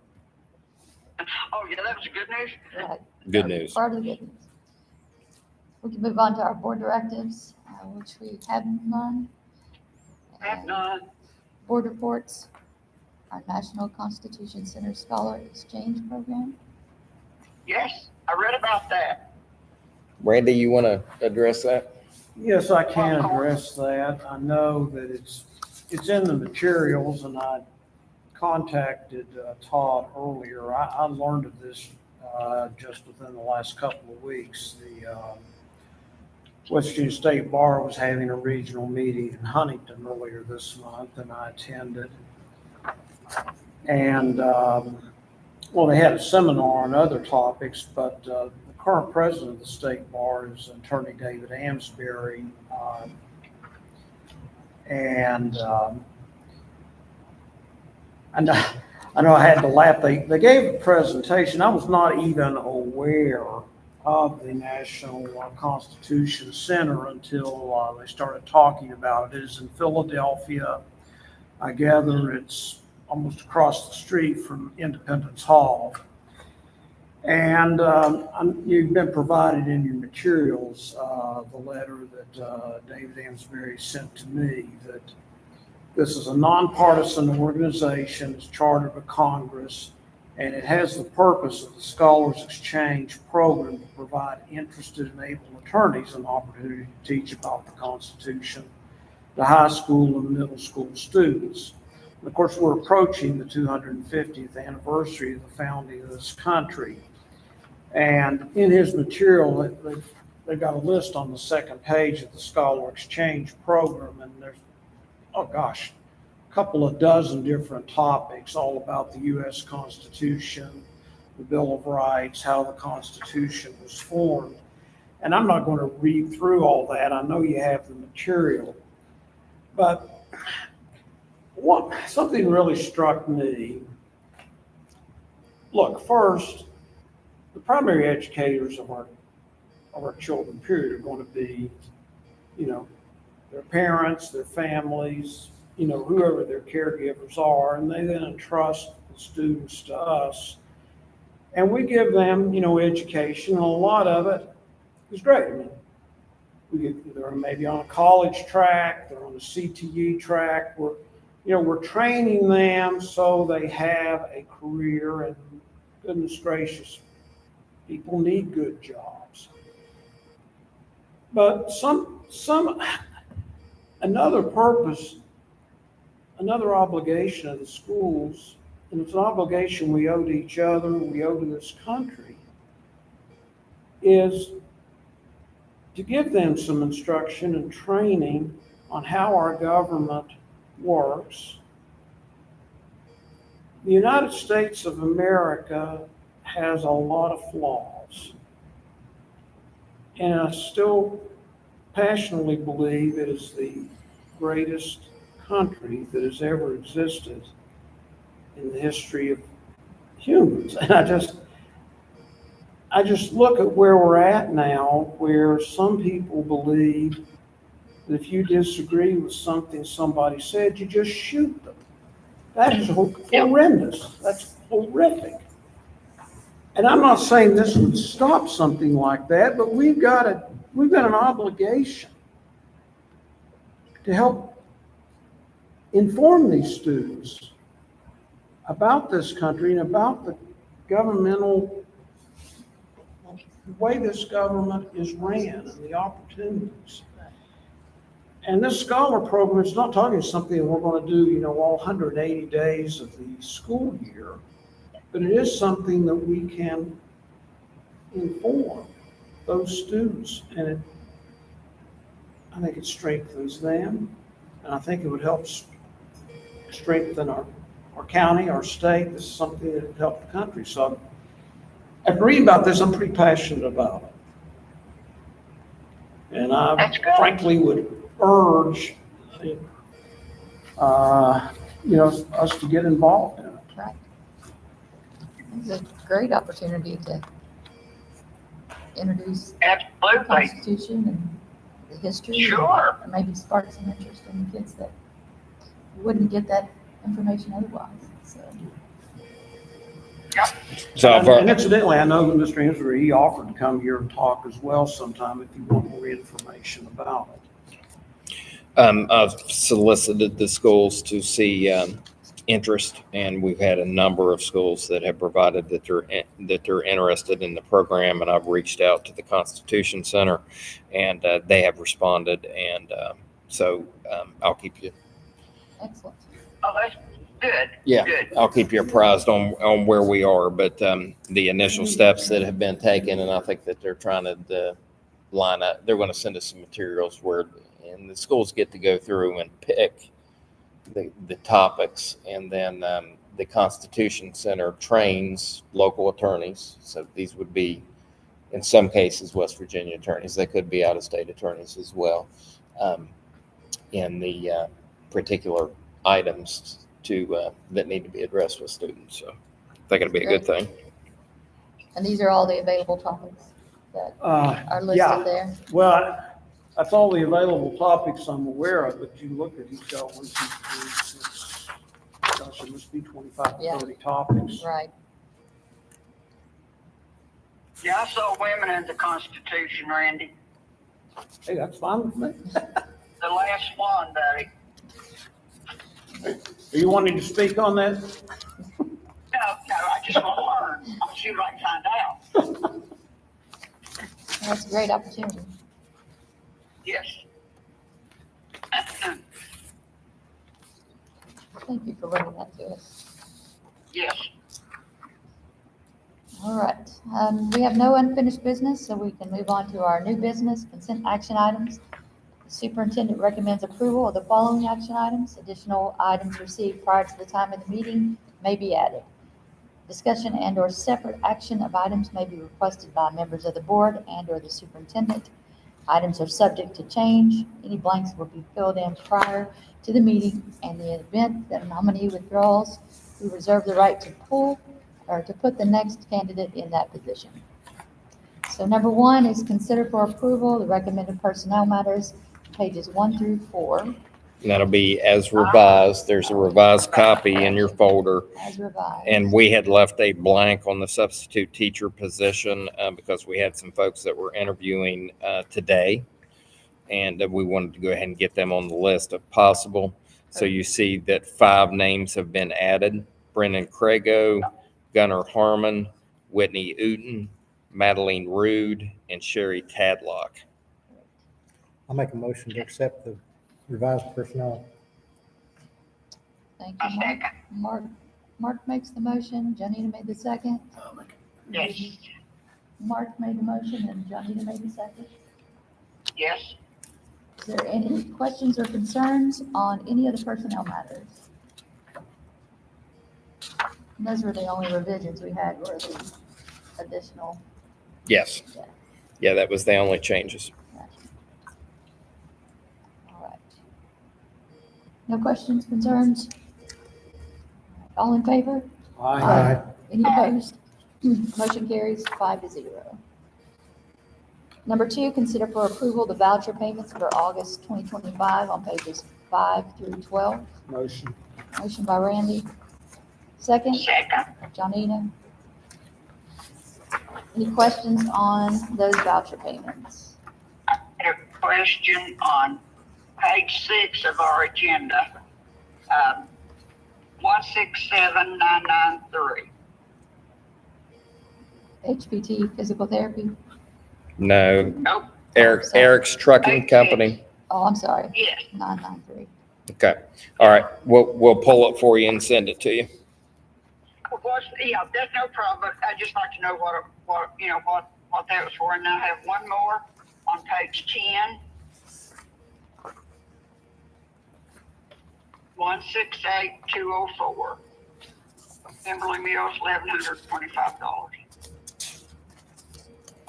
I imagine we'll have to pull that one too, Johnita. I imagine what that is for is CPR training for staff that she does on her own time. But we'll double check it and send you the information.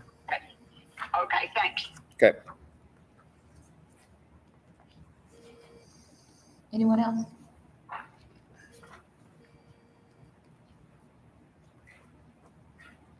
Did you find out what that UMB bank was, or yeah?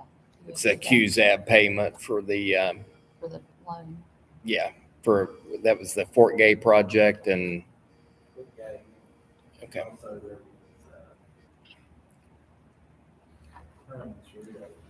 Yeah. So when those schools were constructed, Are we almost done with those? Yeah. Okay, I was gonna say, I thought we were pretty close. Run out money, aren't we, Missy? Yeah. We need to save a little bit of money here and there, so. All right, any other questions on those voucher payments? None heard? All in favor? Aye. Any opposed? Motion carries 5-0. 3 and 4 are minutes of the board from the past July and September. We could consider those collectively. Okay, I'll make a motion to consider them collectively. Okay, Johnita makes a motion. Dennis made the second to consider those collectively. Is there any questions, concerns on those minutes? Yes, I have a question on, hang on, let me find the page I'm on. Oh, I think it's 10. But not, no. Okay. Bear with me here. It's in the second one, our second meeting. It was when we came out of executive session, okay? Mhm. And Todd, do we need for that executive session that whenever we return to regular session, do we need to add no decisions were made during executive session? I think we had before, but We I used didn't know to if have it had to be. Yeah. I Yeah, just didn't know if we. I don't know if it's required or not, Me Johnita, so, either, because well, let's just, I think we'll go ahead and add that. We'll revise the minutes and add that statement just in case, and then we'll just list that in. We'll list that in the minutes from this point forward. Wouldn't hurt. Why We do I didn't call- make any decisions. no, and we can't, but I just didn't know if if it was the Right, law that we had to say that. So that was the only thing I found. right. Okay, so we'll just, I'm reading these agendas, Todd. All right. All right, I appreciate it. Oh, Todd, thank you. so we're gonna pull the September minutes. Is that right? Can we just approve it as revised? Yeah, we just approve it as revised, Approve it as revised. and we'll just add that statement at the, after the 7:12 PM. Gotcha. No, I'm going to add no decisions were made in executive session. Yeah, okay. So as revised, yep. Okay. Yeah. Any So other, that's all I had. okay, any other questions or concerns on the minutes? All in favor? Aye. Any opposed? Motion carries 5-0. Number 5, consider for approval the purchase requisition order and quotes in excess of $5,000, pages 24 through 33. Can I make a motion to pull page 32 for separate consideration? I have several questions on that. Page 32. Okay, hold on just a minute. Okay. Schools, Okay, page 32. second, Mark, we'll get that one. Okay, So we're going to pull page 32 for separate consideration. yeah.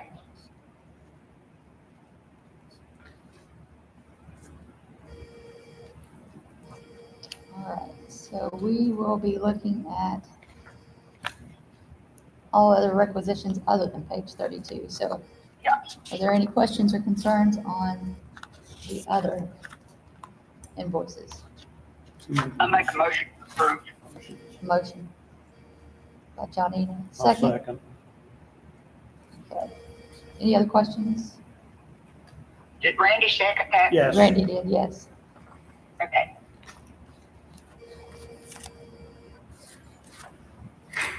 The United Reynolds on page 29, what was that for? You may have told me, but I can't remember. It's the boom telescopic four-wheel drive.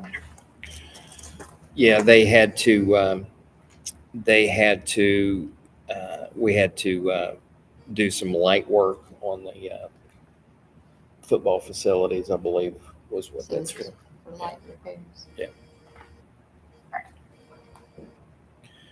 No, this one was you remember when we had the power outage at Wayne High? Yes. We had to get a boom truck to repair that transformer out on the power pole out behind the school. Okay. So we've had to rent a few times. It's either for lighting work or in this particular case, it was the transformer. I got you.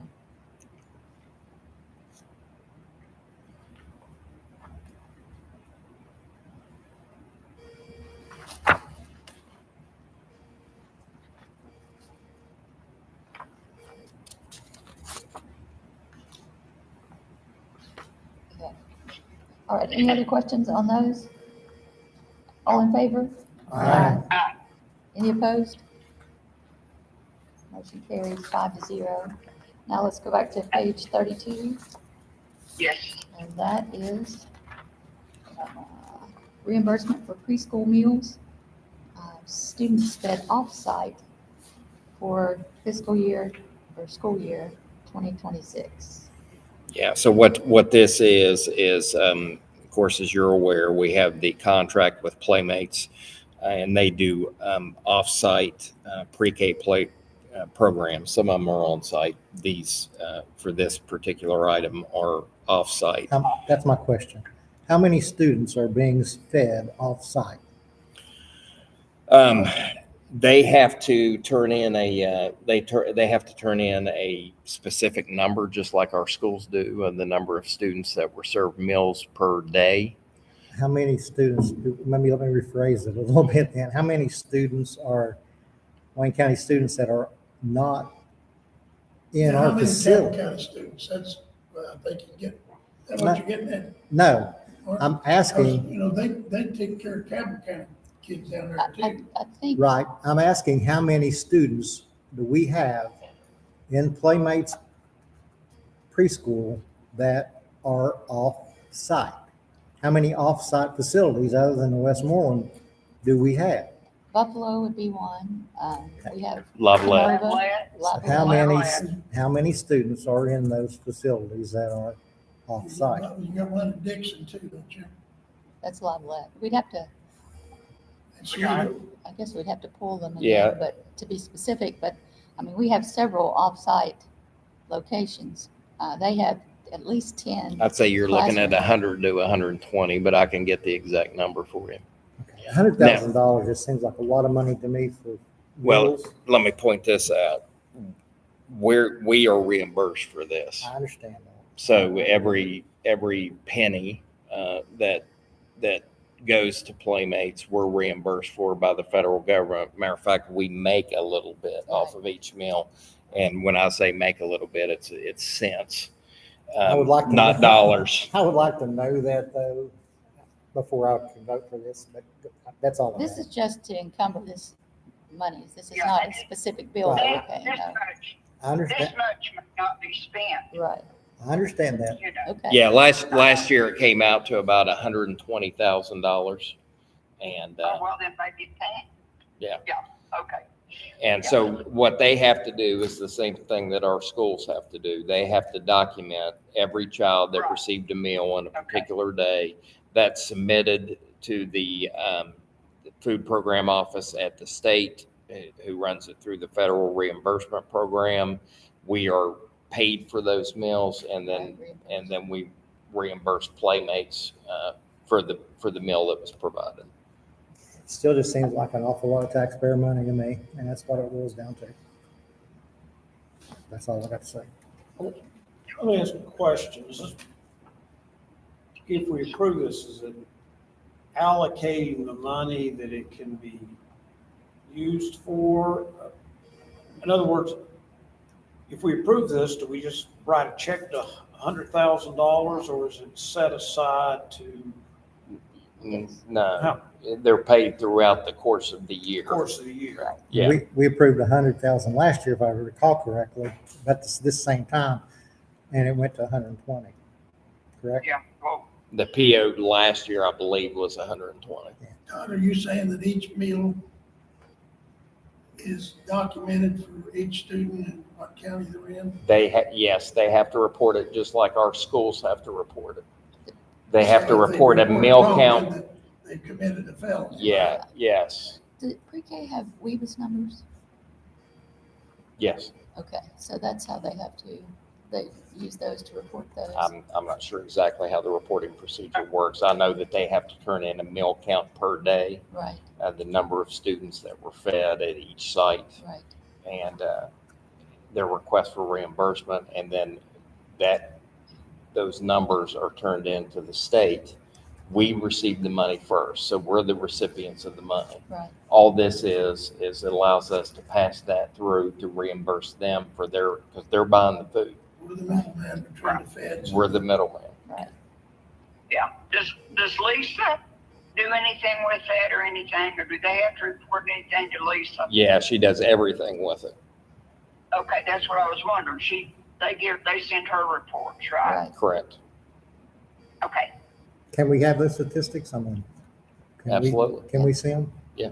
I'd like to have seen them before tonight, to be quite honest with you, but Okay, so we pulled the meal reimbursement for Playmates for separate consideration. Is there any other questions, concerns, or discussion? All right. So I need a motion to approve the reimbursement for preschool meals. Motion? Anyone? I'll make the motion then. So I made the I'll motion. Second, Johnita. Any other questions or concerns? All in favor? Aye. Johnita, did you hear? I said aye. Oh, I'm sorry, I couldn't hear you. Anyone else? Okay, motion fails 2-3. I'll bring this back to you at the next meeting with the information that Mark has requested as far as the statistics, and I'll have Lisa come to give you a full report on how that process works. thank you. All right, Okay, this one. yeah, moving on to new business, separate action items. Consider for approval. I had to mark this out. You got it? Okay. I'm done. Yes, thank you. Okay. Consider for approval the All right. treasurer report for August 2025. So move. Motion by Mark. Second, Second. Johnita. Second. Any questions or concerns? That's on page 34. Nope. All right, all in favor? Aye. Any opposed? Motion carries 5-0.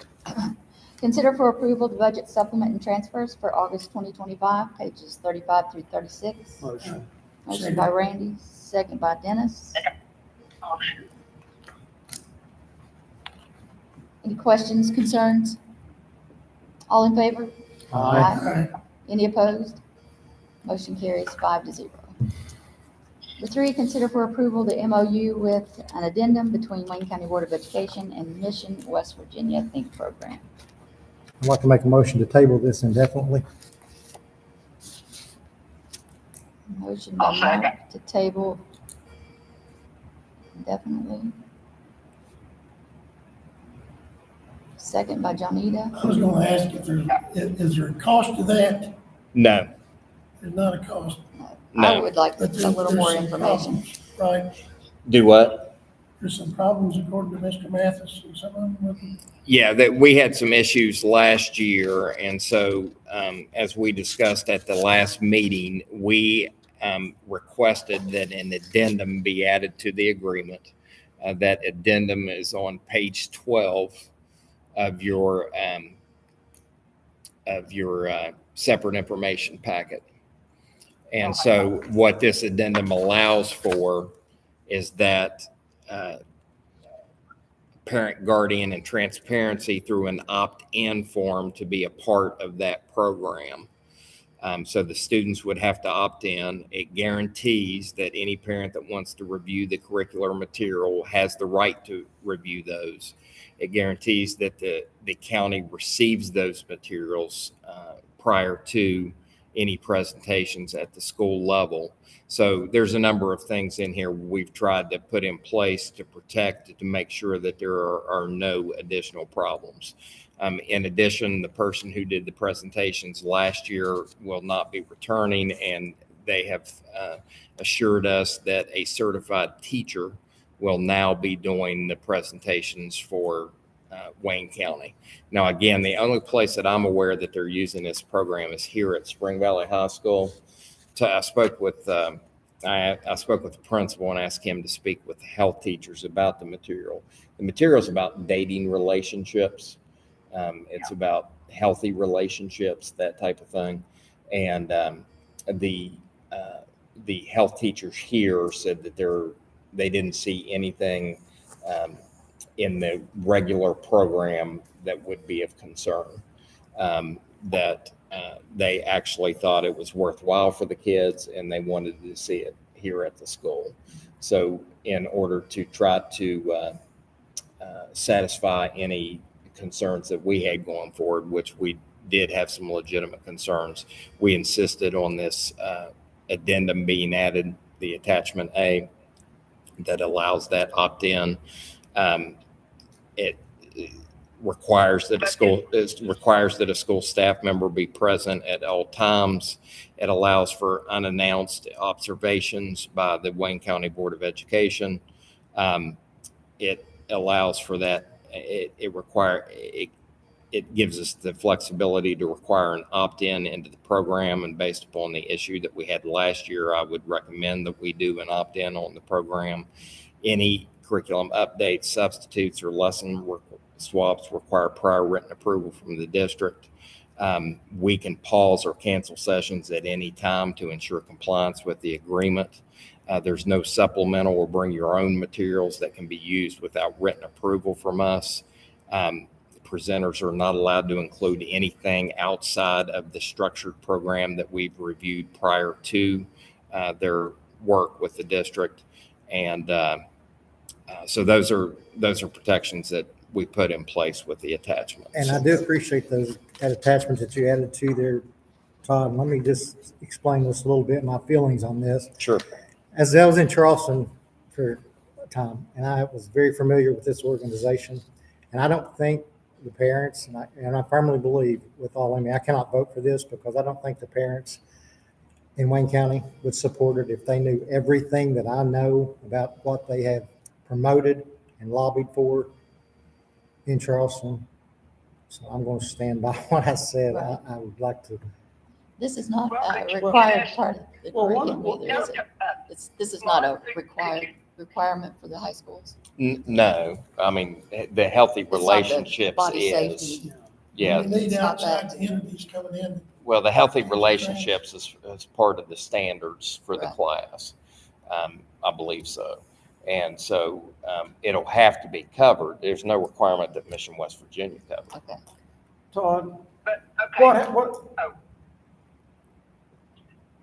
what occurred Okay. last year? In our health, Did go they ahead, get- Ray.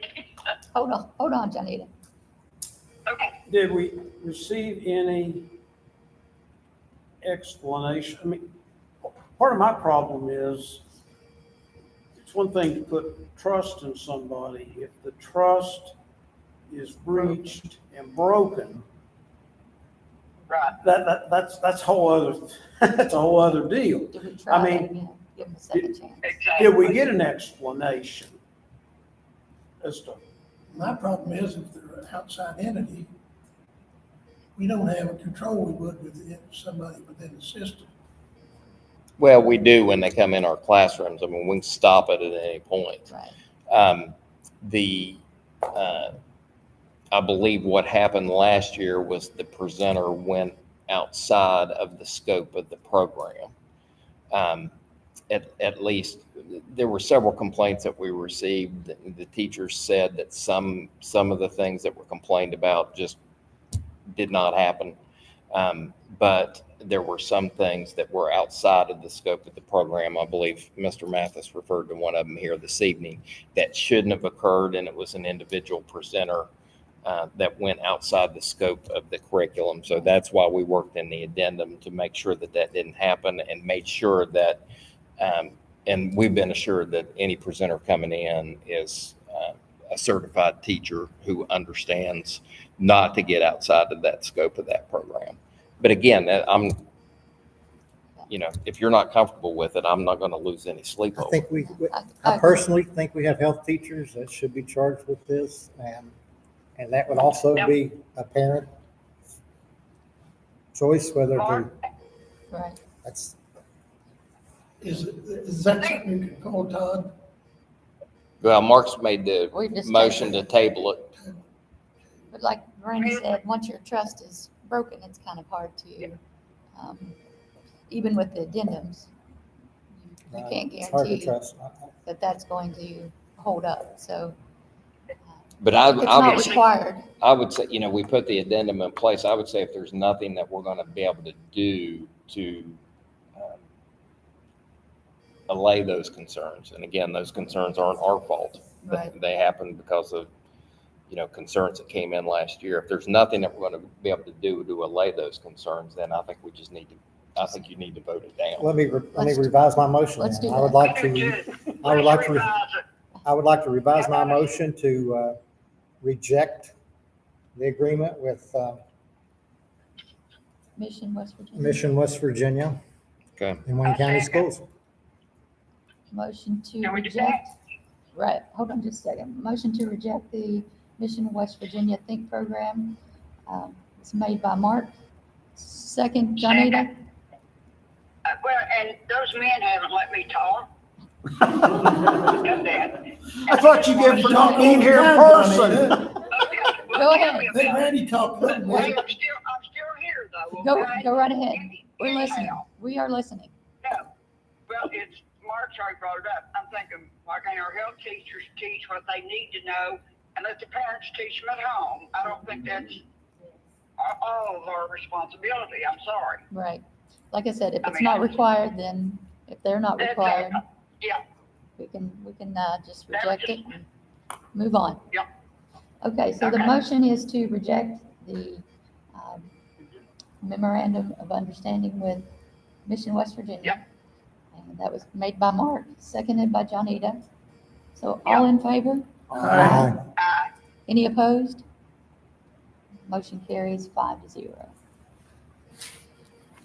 All right, number 4, consider for approval the agreement between Wayne County Board of Education and Southwestern Community Action Council, Child and Family Development Program, Head Start for preschool services to 4-year-old children and 3-year-old and 4-year-old children with disabilities at an annual cost of $325,061 for the 2025-26 school year. And in your information, I think it's in your Manila folder, there's what looks like an Excel sheet that says Head Start contract comparison from school year 23-24 to 25-26. Okay, I'll make a motion. And, okay, Dennis made the motion. Yeah, go ahead and finish. It's fine. You want to get a second? Then I'll. Yeah, I'll second. thank you. This just shows you the contract breakdown. Now, dealing with Head Start is different than dealing with other local providers because they receive federal funding to carry out these services too. So the cost is going to be reduced for any contract that we have with Head Start. And you'll see in 25-26, that total contract number is $325,000. That's down from a contract price of $422,000 last year. We did negotiate some of the overhead fees associated with the contract and got about I think it was about a $15,000 reduction in the contract there. So that new amount, $325,000. Helpful. All right, any other questions on Head Start? All in favor? Aye. Any opposed? Motion carries 5-0. Consider for approval the renewal of policy 4120.12, and that is our area of critical need for shortage on substitute bus operators. Motion. Motion by Randy. Second was I'll do Dennis. it. Okay. Sorry, Johnita. So usually when we have policy work, you Got it. you approve it for 10-day public comment, all that. This policy has already been approved by the board. It just needs to be renewed.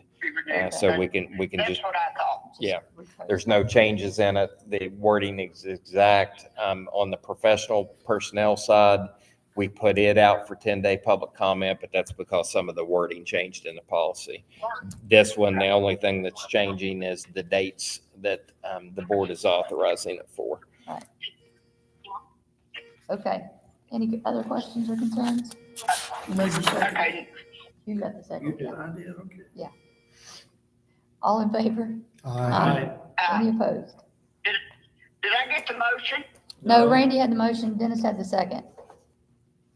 Oh, Randy, okay. You got the satisfaction, the You motion wasn't fast was enough, approved. Johnny. All right, Thank you. number 6 is consider for approval the amendment of the CEFP to include the addition of Eastland Elementary, Lavalette Elementary, Dunlow, and Genoa Elementary for safe school entries to the comprehensive educational facility plans, safety, and project priority list. So Motion, Johnita got it. Johnny. I'll second. So Contest today. our needs project, we're trying to secure some funding from the SBA to address some more safety needs, and that's for safe school entrances like we've just completed at Wayne Middle. Right. And these were the schools that were not listed on the original CFP. There's other schools that are involved in this project, but they were either listed in the original CEFP or we've amended them. For example, when we did the MIP, Right. we added Spring Valley and Kellogg, and so they're already on the CFP. These additional schools needed to be added for our funding request. Gotcha. Okay. All right. Any other questions, concerns? All in favor? Aye. Any opposed? Motion carries 5-0. Number 7, consider for approval the proposal for snow removal for the 25-26 school year. And there's a separate attachment. Let me get a motion and second, and then we can discuss it all. Well, let me tell you what I'm going to propose. Oh, okay. And Okay. at the time we published the agenda, I hadn't made a final decision yet, so that's why it was more of a generic title. So in your separate attachment items, you'll see that we received we bid this for, I don't know, it was approximately about a month that we had this out for bid. And the one bid that we received was from Superior Pocahontas Construction LLC, which is a business out of Logan County. They do the snow removal for Logan County schools as well as some other businesses. And they had provided a proposal, which you have in your packet. And they had broken it down into our solicitation for proposals gave them the ability to break it down by area or to even break it down to individual schools. The goal was to try to get multiple bidders so that we could have more than one contractor that was involved in this project.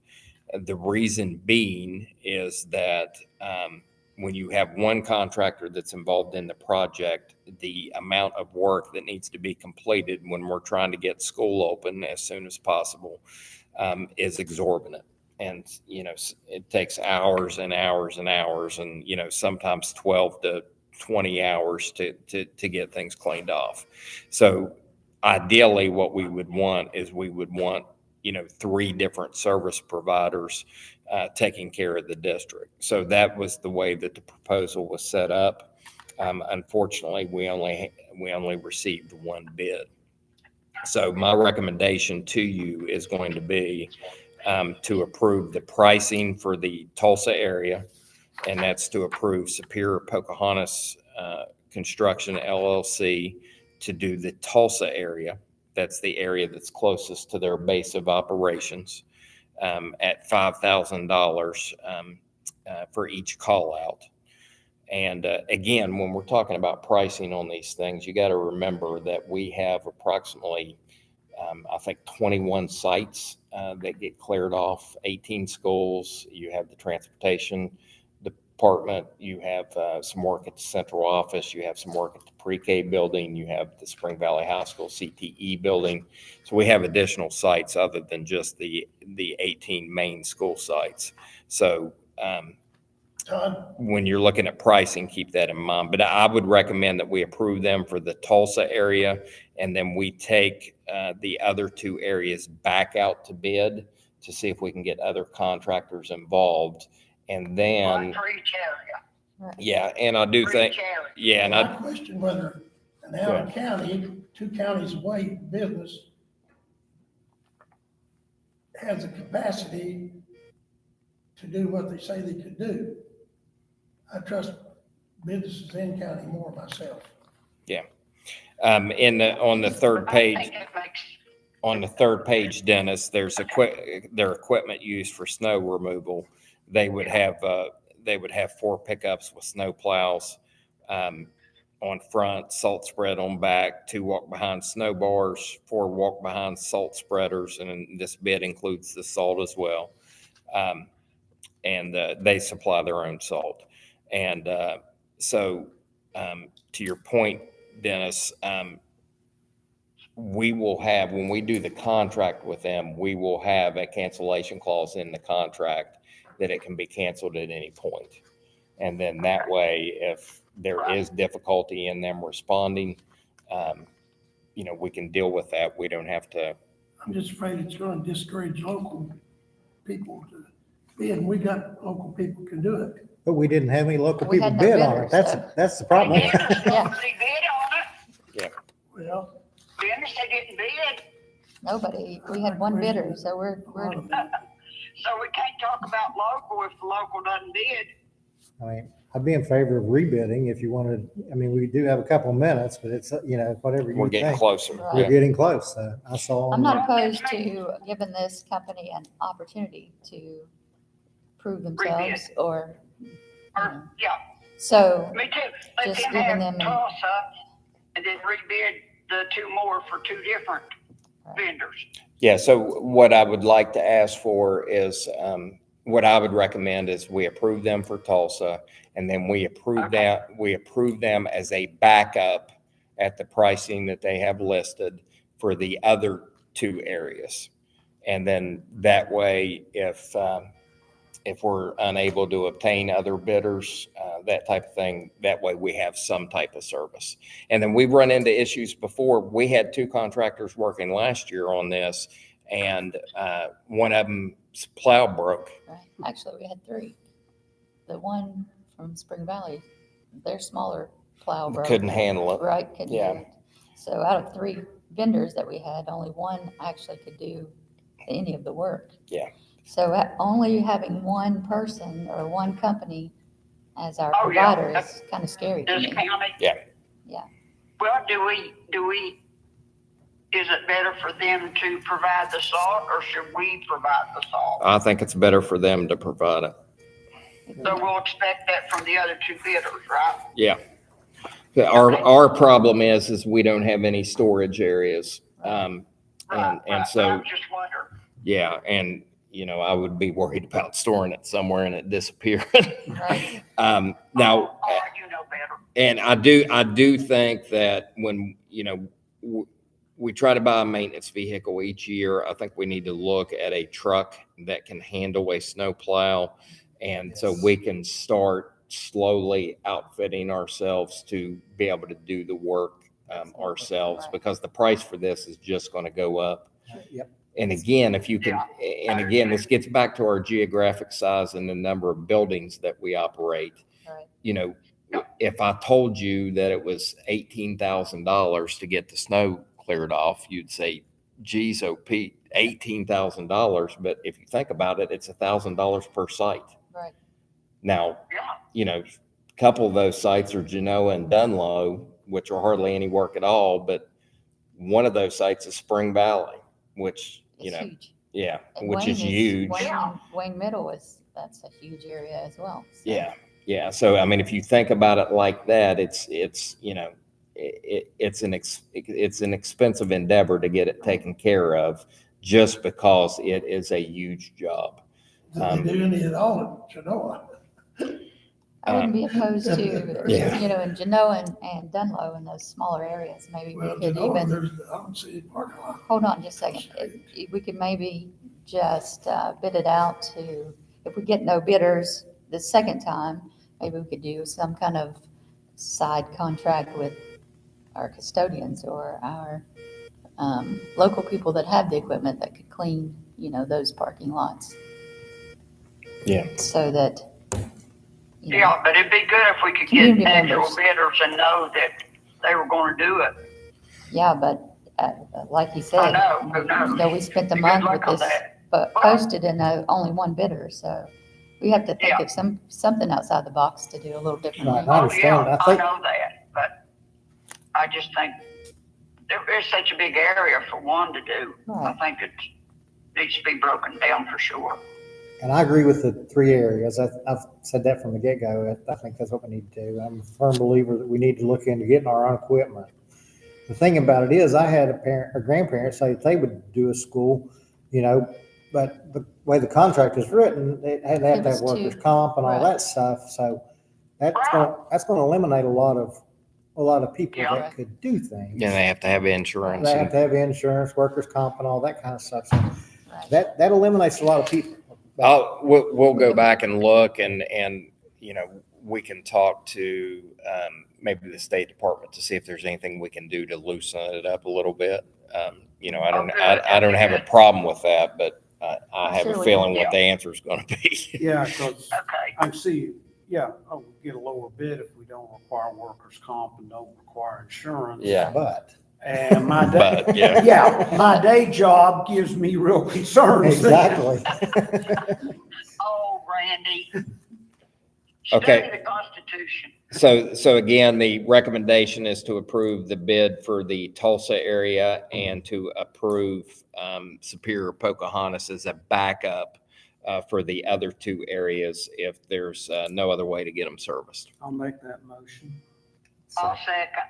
Motion by Randy, second by Johnita. What's the name of it again? I'm looking at it, but, Superior Pocahontas Construction. oh, yeah. And I did speak with the Logan County, the former superintendent who just recently left office down there, and he said that the service was fine, that it was good, and good. that they handled the job there. So, but we will have an out in that contract. Yes. Just in case. Yeah, Yes. yeah, Okay, yeah. all right, as long as we have that Yeah. safety net, I feel a little better about that, so. Yeah, me too. And for each call out, just before we vote on this, just so I'm clear, each time we call them, so I don't know how does that work? If it's a dusting and we call them, we think it's gonna be deeper, but it isn't, and they clean it off, but then immediately, like last year, we were cleaning it off, and as soon as we cleaned it off, we had another snowstorm, 24 hours later, and they were back cleaning it off again. Is that $5,000 again? Yeah, So, I don't know how you write it to avoid that. Yeah, if the can we weekly, can we put something?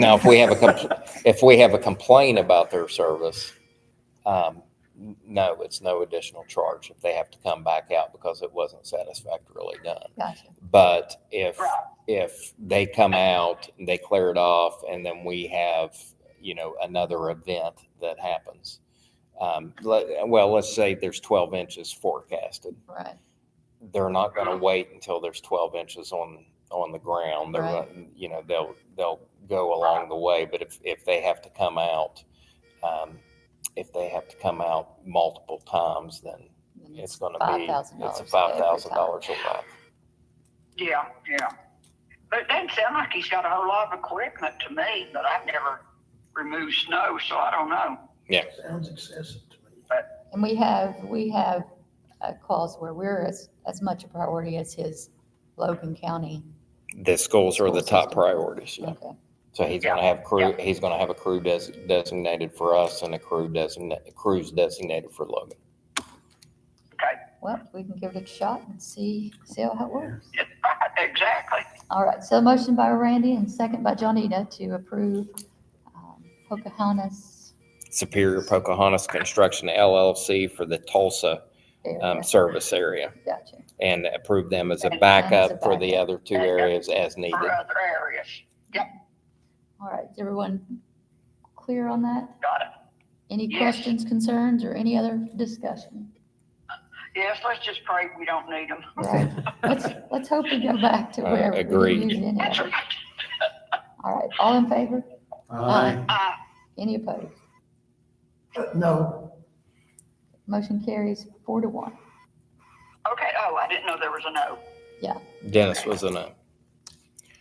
Okay, So, and we are going to rebid the Spring Valley and the Wayne area, correct? Correct. Yeah. And try to pare down that. Yeah, we'll see if there's any adjustments we can make. Okay. Perfect. got it. All right. So moving on to We our have accomplished so much Right. tonight. potential items for the future agenda. Yeah, so school mapping proposals, we had a bid out for the legislatively required school mapping that has to be done. We've had a bid out for that. We've received a number of proposals. So we're going to start going through those here at the end of the week, early next week. So at one of your upcoming meetings, maybe the next meeting, we'll have a recommendation for you on it. And you remember, we do receive some reimbursement from the state for the cost of that project since it's required, but it was not anticipated that the reimbursement would cover the whole cost of the project. So that's an additional expense we've got. Bleacher purchases. So I had let you know before that we had some bleacher issues that were identified specifically at Wayne High School and at Tulsa High School. We've done repairs at Tulsa. Wayne High School, we've knocked down one set of bleachers. They were not going to be repairable. And the second set, we've done enough repairs for them to be used in the meantime, but I'm bringing in a bleacher contractor to look at the bleachers there so that we can do a replacement. We're going to have to replace them. Now, so Wayne, is that the football or baseball? Baseball. Okay, that's. Baseball. And then we'll have to look at the softball field as well. We had already knocked down one set of bleachers at the softball field and replaced them with a new set. The other set of bleachers, it's where they're not covered in their block. The block becomes deteriorated and they're not compliant with any current code, which gets written up in these reports, but you don't have to. They recommend that you put ADA seating to them and all that, but it was kind of the same thing we got into at Sarita Canova Elementary School. It was going to cost $1 million to renovate the bleachers to current code, and a new set that was going to last for 30 years was less money than the renovation cost. So it's kind of the same thing here, just on a much smaller scale. So I'm having I'm having one of our vendors come in to so we can go through a process of identifying and then pricing out bleachers. And then forgive me, sometimes I can't remember what I've mentioned and what I haven't. We got to do some field light replacement down at Tulsa High School's baseball field. The lights that are down there keep kicking the breakers and overheating. And so we can address that by dropping down to a LED light that pulls less power. So I've had vendors on site there to make recommendations to me. Of course, we're going to try to do all of these as cost effectively as possible because we have already budgeted our permanent improvement funds Right. and just don't have the room within that budget for any big ticket items. Gotcha. So that's where we are. So all those things, I don't know, it certainly won't be, you won't see all of them at the next meeting, but here in the next month or so, you'll probably see all of those items. Great. Anything else? That's it. Motion to adjourn. Motion by Randy, Second. second by I'll Dennis. second. Sorry, too slow. I know, that's okay. All right. All in favor? Aye. Any opposed? Motion carries 5-0. It is 9:22. Thank you for joining us. Oh, you are more than welcome. Thank you, everybody online. That concludes the meeting. Okay, bye, everybody. Bye, Johnny.